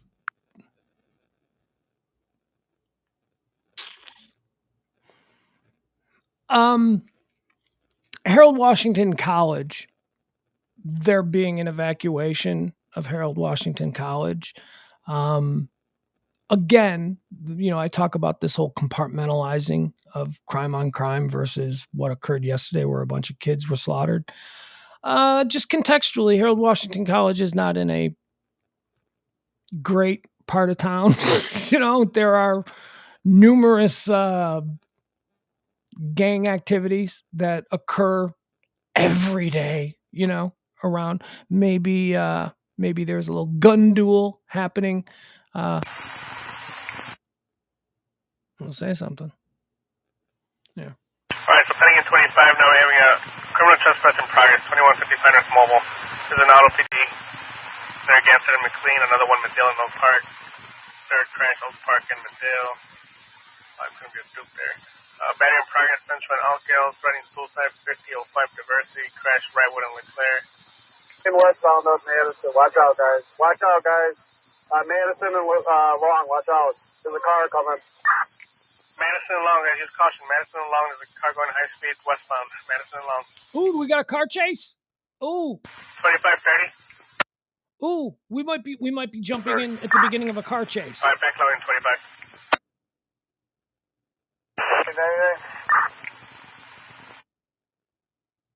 Madison and Long, you guys okay over there?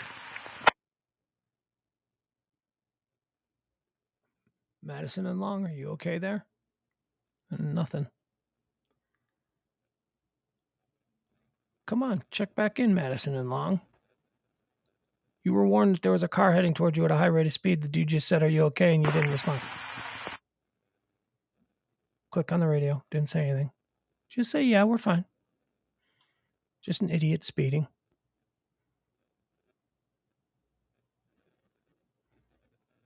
All right. For whatever reason, let's see what the latest is here.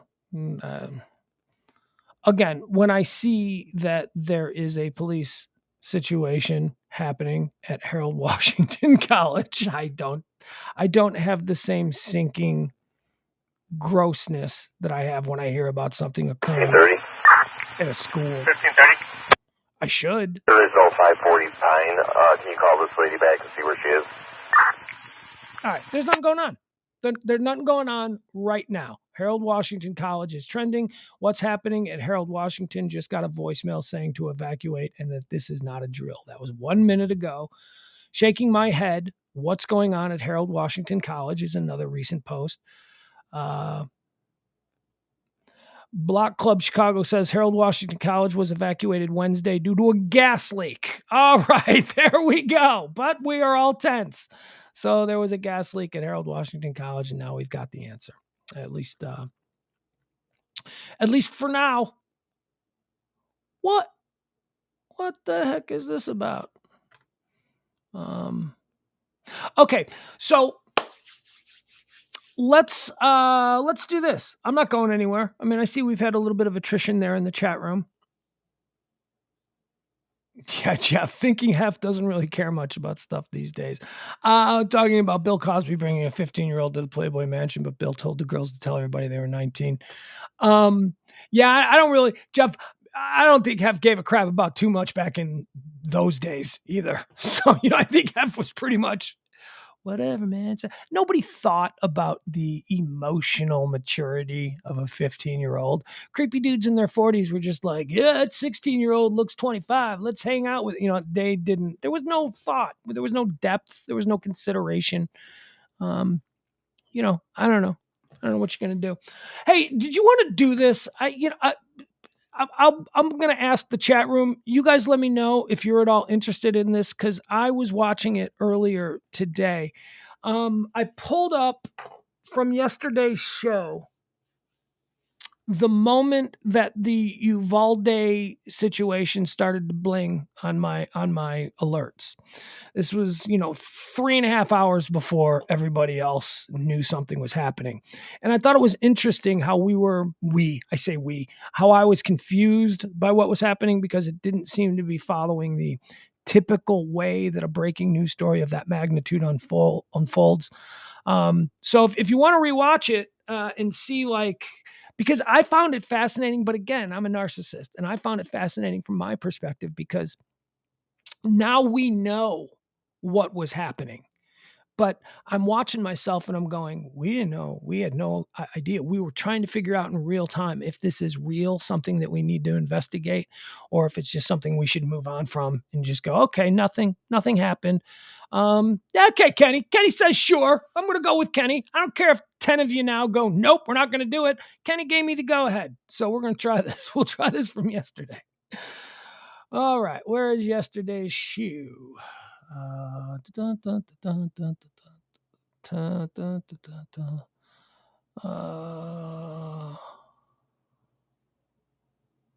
All right. Here we go. Whoa, quiet that stuff down. All right. So it happens here at about 44 minutes. Let's get into this. Here we go. Checked into a rehab, his Aerosmith bandmates revealed. All right, here we go. As many of you know, our beloved brother Steven has worked on his sobriety for many years. Yeah, I know. The band wrote of the singer, 74, in a joint statement on Tuesday. Up there. After foot surgery to prepare for the stage and the necessity of pain management during the process, he has recently relapsed and voluntarily entered a treatment program to concentrate on his health and recovery. Statement concluded by sharing Aerosmith's plans to cancel the first set of their Las Vegas residency dates in June and July. Just disappointing more people, Steven Tyler. I mean, I think Aerosmith is fine. I mean, obviously, I wanted to go see him on my 21st birthday, but I didn't think you were going to just... Steven, if you're going to ruin my 21st birthday with your crazy dictatorial rules, I would expect that you just stick to it. Don't fall off the wagon. Don't fall 30 years later. What the hell?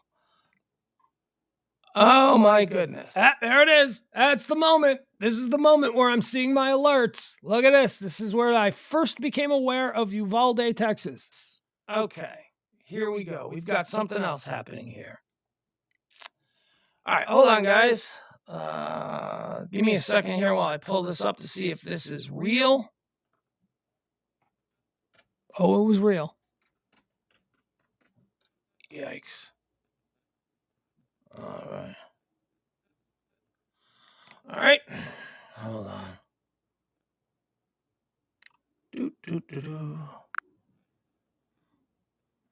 Just give me a second. Just bear with me. I think we've got something. Happening.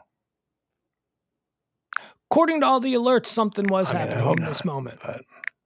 But then we got drawn off it.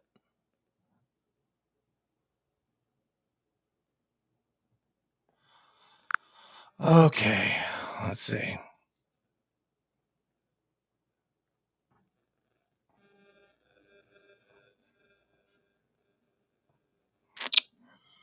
Oh boy.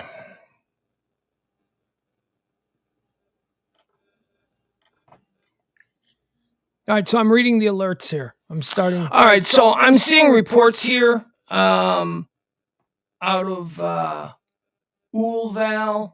Uvalde County in where is Uvalde County? Let's see. Let's see if we can figure this out. I know. Thank you, I just Josh. got an alert on my thing. Let's see. There is a report of an active shooting incident occurring right now in Uvalde, Texas, at a school. All right, so now this is important because these were the initial reports, and there comes a point after a few minutes of this where we are thrown off of these initial reports, where we were all sort of led to believe that, okay, those initial reports are wrong. Let me pull this up. I don't know. Do you guys know where Uvalde, Texas is? I'm not sure. Let's see. Okay. All right, let's get rid of that. The Uvalde, I've got the Uvalde County Law Enforcement scanner up, but there is not much. There's not much being reported right now, as you can hear. Nobody is saying anything. All right, so yeah, Uvalde, is that it? Uval? Oh, is that Uvalde? You down there in Uvalde? It's not spelt that way. Good Lord. Good Lord. All right, yeah, where is it? Uvalde. It looks like it's down near Houston. Is that it? Let's see. No, just outside San Antonio. It is looks to be northwest of Corpus Christi. Let's see if we can find the school. All right, I'm just now getting all these alerts on this thing happening. So give me a minute here while I try and figure out.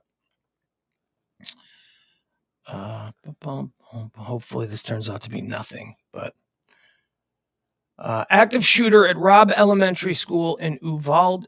How am I saying it? Uvalde. Active shooter at Robb Elementary School in Uvalde. I'm calling it Uvalde. Whatever. Just treat me like I'm a news person from Florida. I don't know this town. Police and other emergency services in Texas are responding to reports of an active shooter at Robb Elementary School in Uvalde. Local officials and witnesses say only few details are currently available. The incident began just after noon on Tuesday when officers were called for a shooting at or near Robb Elementary, a small city about 77 miles west of San Antonio. There is an active shooter alert, it says here. There is an active shooter at Robb Elementary. Law enforcement is on site, the school district said in a statement. Your cooperation is needed at this time by not visiting the campus. As soon as more information is gathered, it will. It does also need to be noted for those of us that were here watching this happen, we were the first people doing this. There were no other streams that just happened to have been going live at the time that this happened and received the alerts. I mean, there were people tweeting. There were people who, do such breaking news stuff that were tweeting. They put out the alerts that I was alerted to. But as far as those of us who were in this moment right here, we're the first people of any real note who were watching this collectively and seeing this unfold. Again, there were a couple of the independent news organizations that listen to the scanners 24/7, who then report on Twitter, what they're hearing on the scanners or what they're seeing from local officials or all that kind of stuff. But this was us. We were learning this first in real time. Will be shared. The rest of the district is under secured status. Details about what happened were not immediately clear, but Mayor Don McLaughlin told Fox News that at least one person was shot, after which the shooter ran into the school. Case in point, CNN wouldn't even mention it for another 2.5 hours. The situation is ongoing with the shooter barricaded inside. Several people in the area reported hearing gunfire, but it is unclear whether any shots were fired inside the school itself. A large number of emergency services have been called to the scene while officers work to secure it. Okay, so this is all just popping in the last 5 minutes as far as all right, so these are the initial reports. These are the initial reports that we ran with. This all seemed very frightening. This all did not bode well for what was happening down there in Uvalde. And we were getting ready to follow this story, and then it all changed. My alerts go. Let me see. Give me a second here to just kind of figure out obviously it's a distressing story, but let me see if it's the kind of thing that we need to cover here ongoing or just. Okay. Bum, bum, bum, bum, bum, bum, bum. It's again, how do you say it? Uvalde is the common. Okay, thank you, Ross. Uvalde County in Texas. There it is. Okay, so it is now climbing up. It is the most listened to scanner in America at the moment. That's usually an indication that it's something real. Although the scanner is quiet. Yeah, I've got 2 scanners up right now. I got 2 different police scanners up right now. Both of them are quiet. No, I don't know if they've gone off or whatever. But all right. So you know what? We're just going to leave that up. I'm going to do a quick little run through, see what's happening here. Hashtag Uvalde. All right. Let's see. Let's see here. Intel Point, which does a lot of crime reporting. Breaking news, active shooter reported at Robb Elementary in Uvalde, Texas. School officials confirm that there is an active shooter situation on campus. A large police response is underway. No word on injuries at this time. More information as it becomes available. All right, let's go to the absolute latest. This was within 1 minute ago. Okay. Yeah, okay, so it looks like all of the news sites that report on these kinds of things seem to now, within the last couple of minutes, be all over it. Here's a statement from the Uvalde School District official account. They say there is an active shooter at Robb Elementary. Law enforcement is on site. Your cooperation is needed at this time by not visiting the campus. As soon as more information is gathered, it will be shared. The rest of the district is under a secure status. Okay. At least one person has been known to be shot right now. Shooter is barricaded inside the school. There is a large police presence on the scene. This is all true, by the way. This all bore out to be true. I mean, we know that now. But what happens in the next couple of minutes? I can't believe that we don't have any scanner traffic on this. There is absolutely. Well, now we know that was a bad sign. Put this up. Is it on mute? Maybe no. It's not. It's not on mute. You know what? Let me see if other. Let's check. Let's see what's happening here. Are any other scanners working?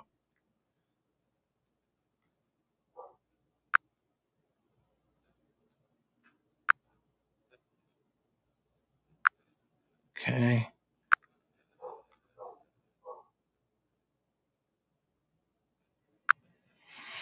Hey, Gene, go to channel 2. Okay, scanners are working. Just Uvalde, which is at this moment the #1 listened to scanner in the country. It is. They're just quiet. They're quiet on the scanner. How big of a town is this? Well, we'll find out in a minute here. We'll look at it. See, at this point, I'm trying to figure out why the scanner's quiet. Maybe it's a small town with only a couple of police officers. I'm just going to leave the scanner up. Again, just trying to get my hands around a story that is breaking right now about an active shooter situation at Robb Elementary School in Uvalde, Texas, which is, I don't know, like an hour outside of San Antonio. Yep, still #1. Uvalde is still #1 at the moment. There we go. All right, we'll just leave it here. We will see if we hear anything. I don't know that we are. Let me do one more click here. Okay. Yeah, it's just nothing but breaking news alerts right now as far as the most recent thing, and it's all telling us the same thing. All right, so then let's do this, shall we?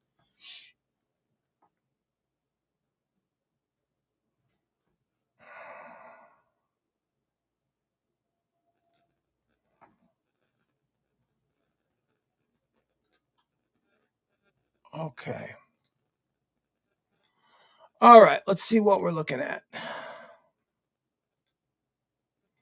So here, this is going to be Uvalde, Texas. Let's pull out a little just to get our bearings on where it is. So yeah, you see it. It's just it's southwest of San Antonio. Maybe I think it was described as northwest, southwest of San Antonio. It's not a big town. Not a big town. All right, now let's see if we can find Robb Elementary School in here. See where this is going on.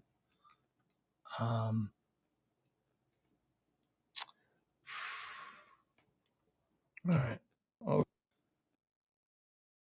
you don't need to spend searched for it before finally just looking it up.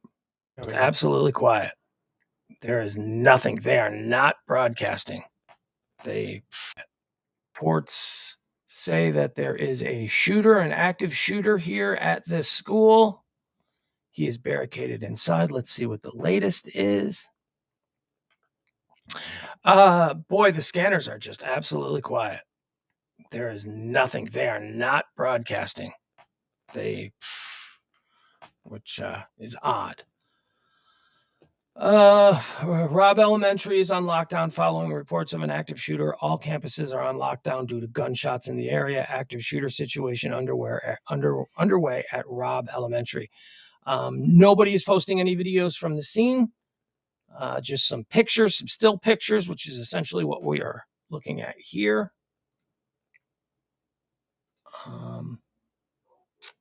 Let's take a ride. What kind of a neighborhood is this? A nice little Texas small town neighborhood. Kind of place where Tim Riggins might grow up.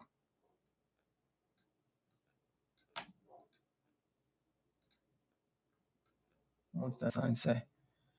All right. Well, I don't know. We're going to watch this. Okay. So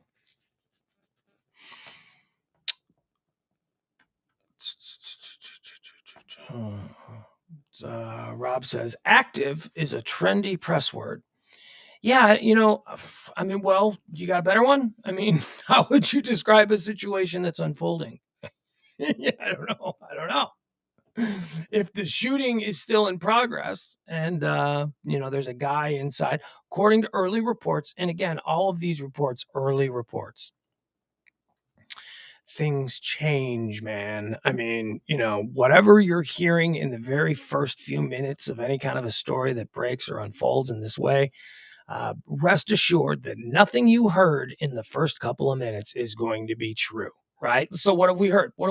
We heard that someone was shot outside and the person ran into the school and the person is now barricaded inside the school, Robb Elementary School in Uvalde, Texas. That's what we've heard. I would not be surprised if 6 hours from now, none of that is true. As it turns out, 100% of that was true. None of this may not even be a thing. Fingers crossed. I mean, let's hope, right? Because oh my God, could you imagine that?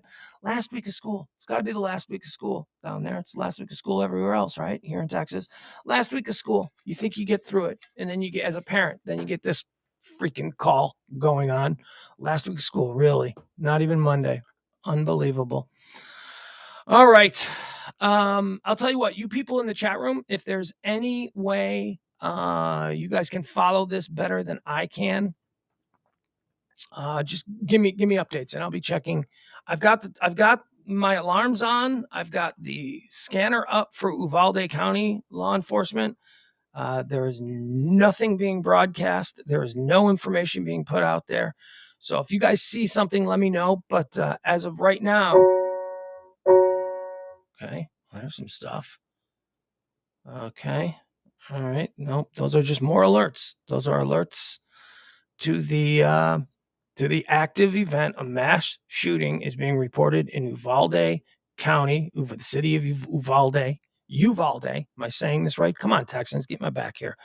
Uvalde, just outside San Antonio. The scanner for Uvalde County has been up now for 8 minutes and 25, 26, 27 seconds, and there has not been a peep. So that's the part of this whole situation that was really causing me confusion. I think I go into it here. That there was nothing on the scanner was really making me think, all right, this is either absolutely nothing and we're all being, or, it is what it turned out to be. Something so incredibly terrible that the police showed up on scene and said, go off radio. I don't know. All right, let me do one more. Let me do one more quick check, see if there's anything new. Any new information? Yeah, no, the only thing that we're seeing here are the same reports being recycled. The Uvalde County Independent School District's tweet is being recycled.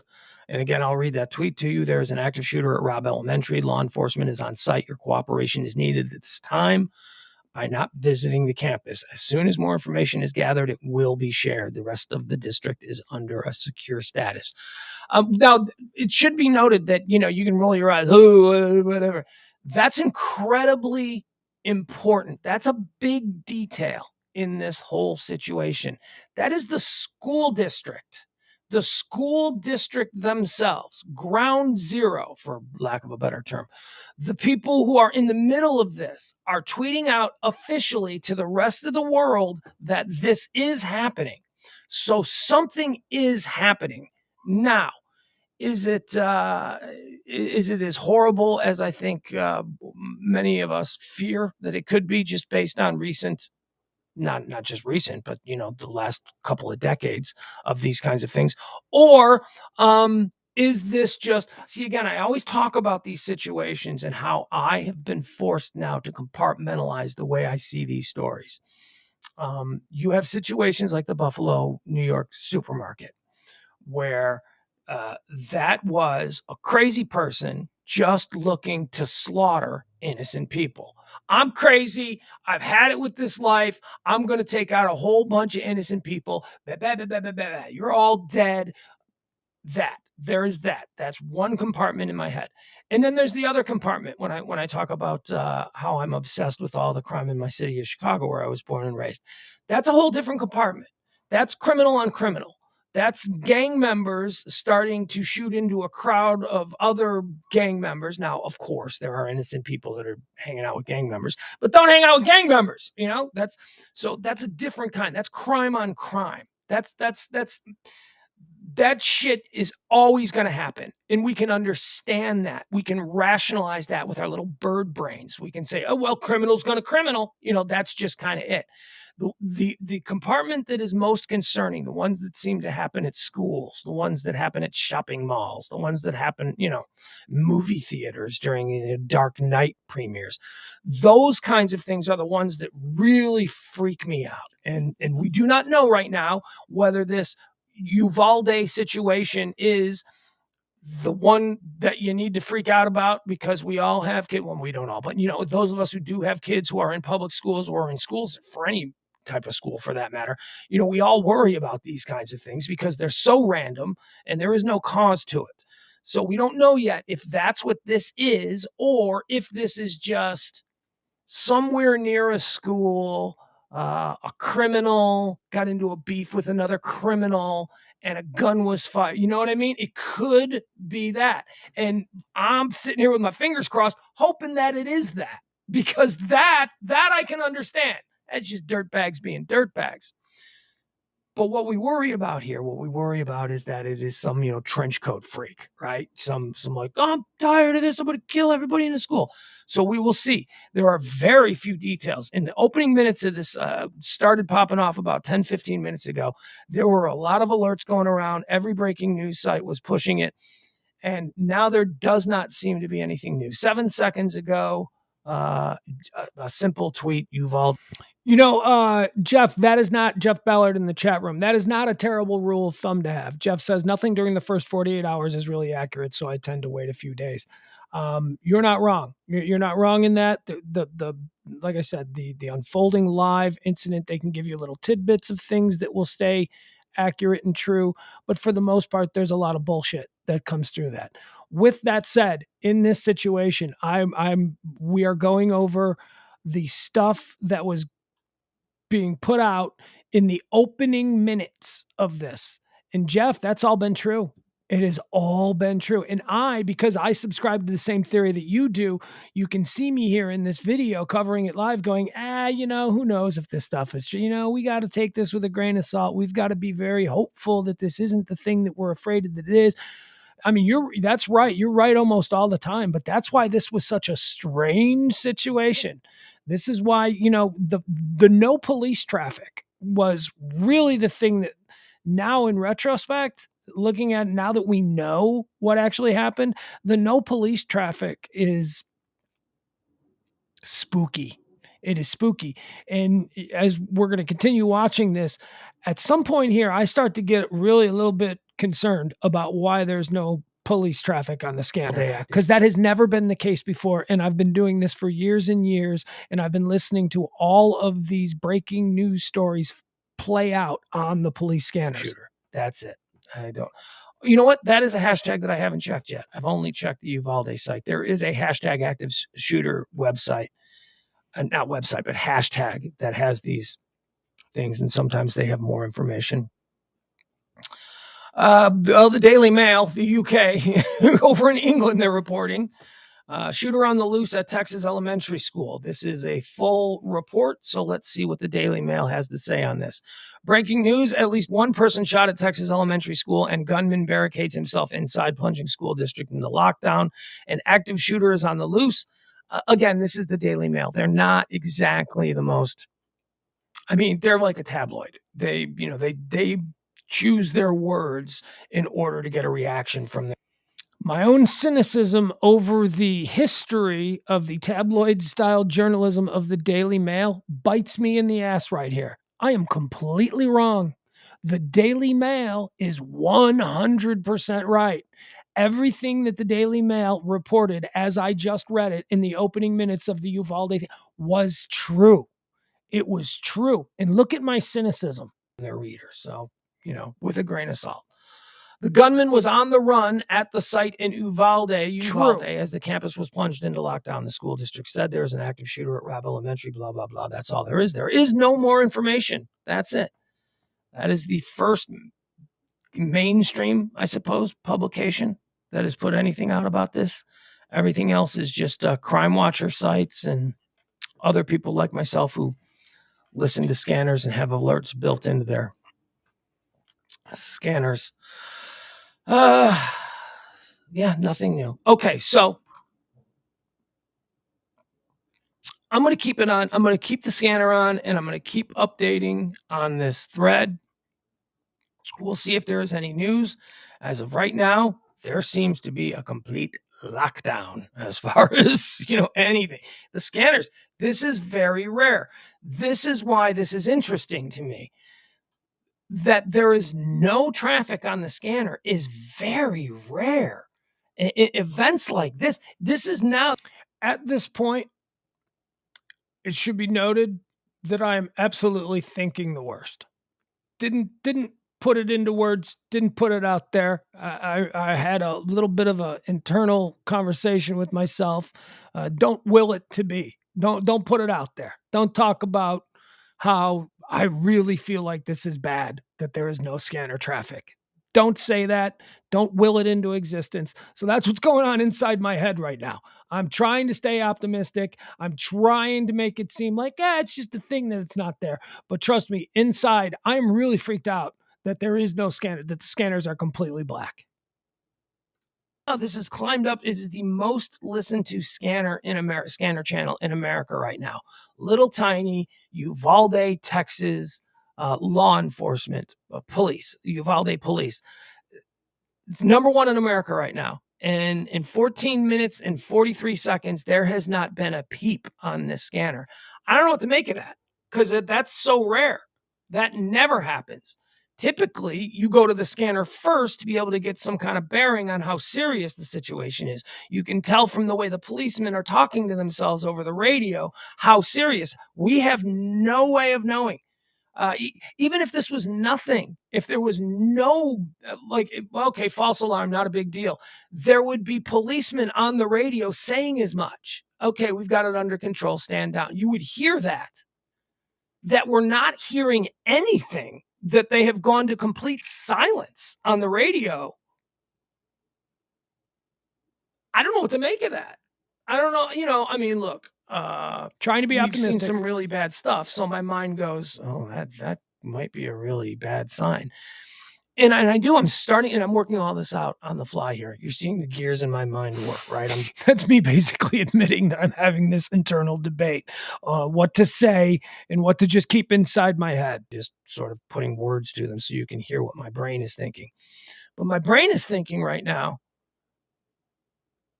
it's not good that it's total silence. It suggests to me that there is something that they don't want to put out there. Whereas if there was a situation that they had under control and that it was over and that it was just, what I said, some criminal getting into a beef and then running towards the school, that would have been reported. That's a non-thing. That's like, okay, boys, we got it under control. You can stand down. We don't need any more. But that there is nothing that they've said, go off the radios. That That suggests, could be anything. You know what it could be? Honestly, it could be, now that I'm thinking this through, it could be because of the reports of a barricade situation. If there is a shooter who is barricaded inside the school, it would make sense to me for the police to go off the radio on the off chance that the shooter himself has a scanner. I mean, I do.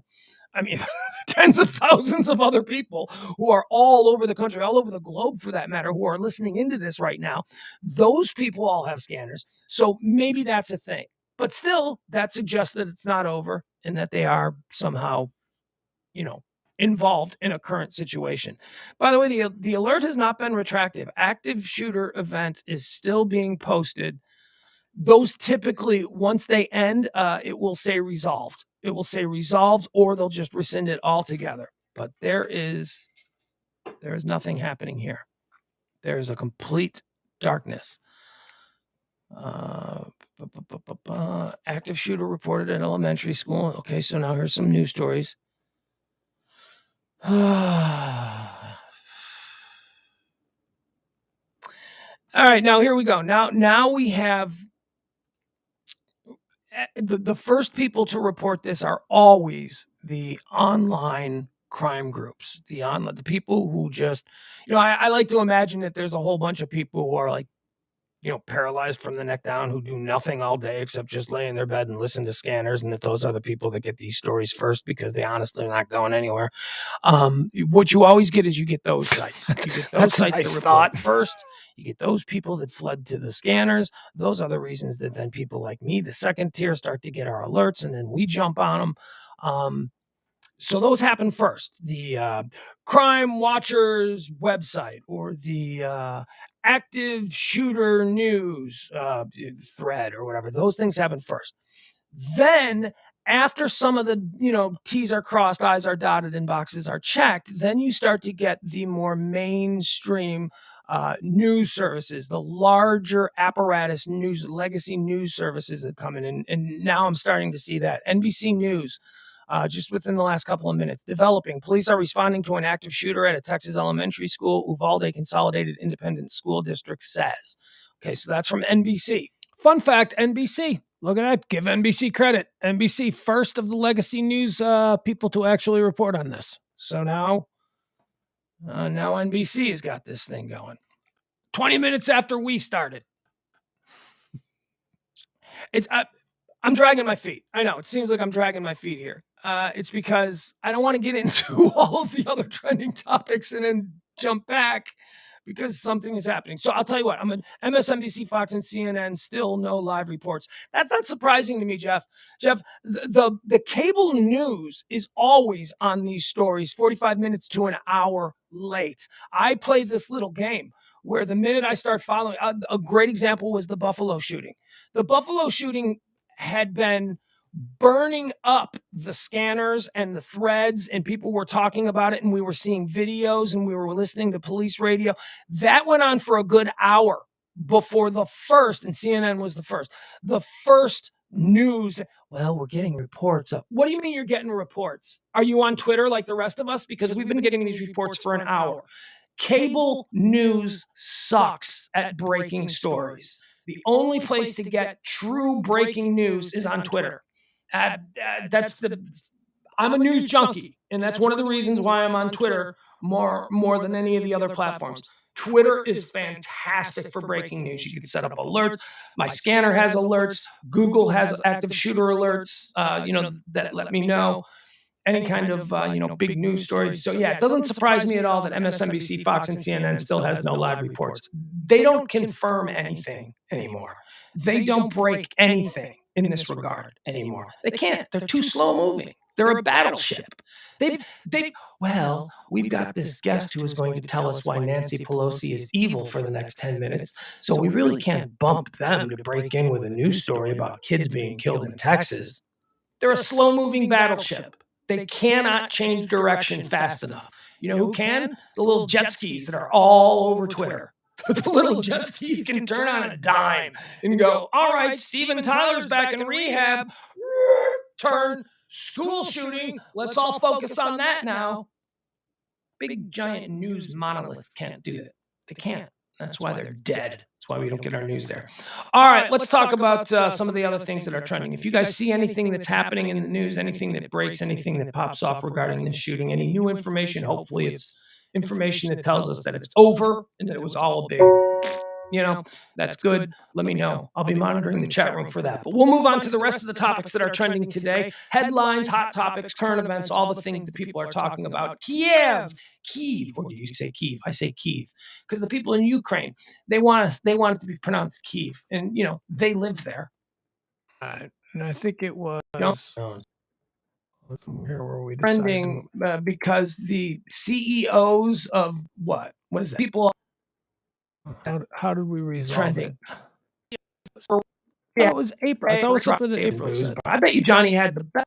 All right, we don't need any of this. Again, we are hate watching our live coverage of the Uvalde shooting. Where is it? There she go. There you go. Okay, there's April. Okay, yeah, here it is. Thank you, April. Uvalde police report that the shooter is in custody. Still no reports of potential victims. This active shooter taken into custody. Oh, no, we're already getting... that means he's white. Oh, stop it. Shut up. Save all that nonsense for later. I mean, he probably is, but just save it for later. Looks like there was one person shot near an elementary school and the shooter ran inside the school. Shooter is now in custody and definitely not an active shooter situation. And there's the lie. That's the dupe. That's the dupe that was put out, reported by a local news organization as being something that came from the Uvalde police. Shooter is in custody. He wasn't. It was a situation that stemmed from an altercation that just happened in relative proximity to the school. That didn't happen. And at this point, the story died for 2 hours until that very same San Antonio news station, the ABC affiliate, suddenly posted a picture that said, or a headline that said, 14 dead. 14. Wow. Okay. So there you go. We just, I couldn't wrap my head around the fact that we did a full 2 hours while this story was happening. And we talked about silliness. We just talked about all of these other things. And it wasn't just us. It was every news organization on the planet that for 2 hours just went, well, shooter's in custody. It wasn't a school shooting. All of that stuff that we heard in the initial moments of this story, that turned out not to be true because, you can't believe anything that you read from these people. And then all of that turned out to be a lie. That it was far worse than we ever expected. Well, maybe not expected, because come on, we're all modern Americans. Crazy. Jeff says, what scanner app do I have? I've got a couple of them, but the one that I like, what is this one? This is the one that I use most frequently. Man, I don't even know what this is called. Let's see here. Scanner Radio. That's it. It's an app. I just pulled it off the Google Store. Now I've got another one that's built in to my laptop, which I pay. I pay like $4 a month for it. It gives me more. This one is called the one on my phone is just Scanner Radio. I like that. And this other one is called Police Radio Scanner Live. That one's there's a bit more involved with that one. But typically if we're doing stuff here on the show, I'm using the Scanner Radio one. Oh, nope, don't need that. Actually, well, yeah, no, never mind. My bad. Sorry.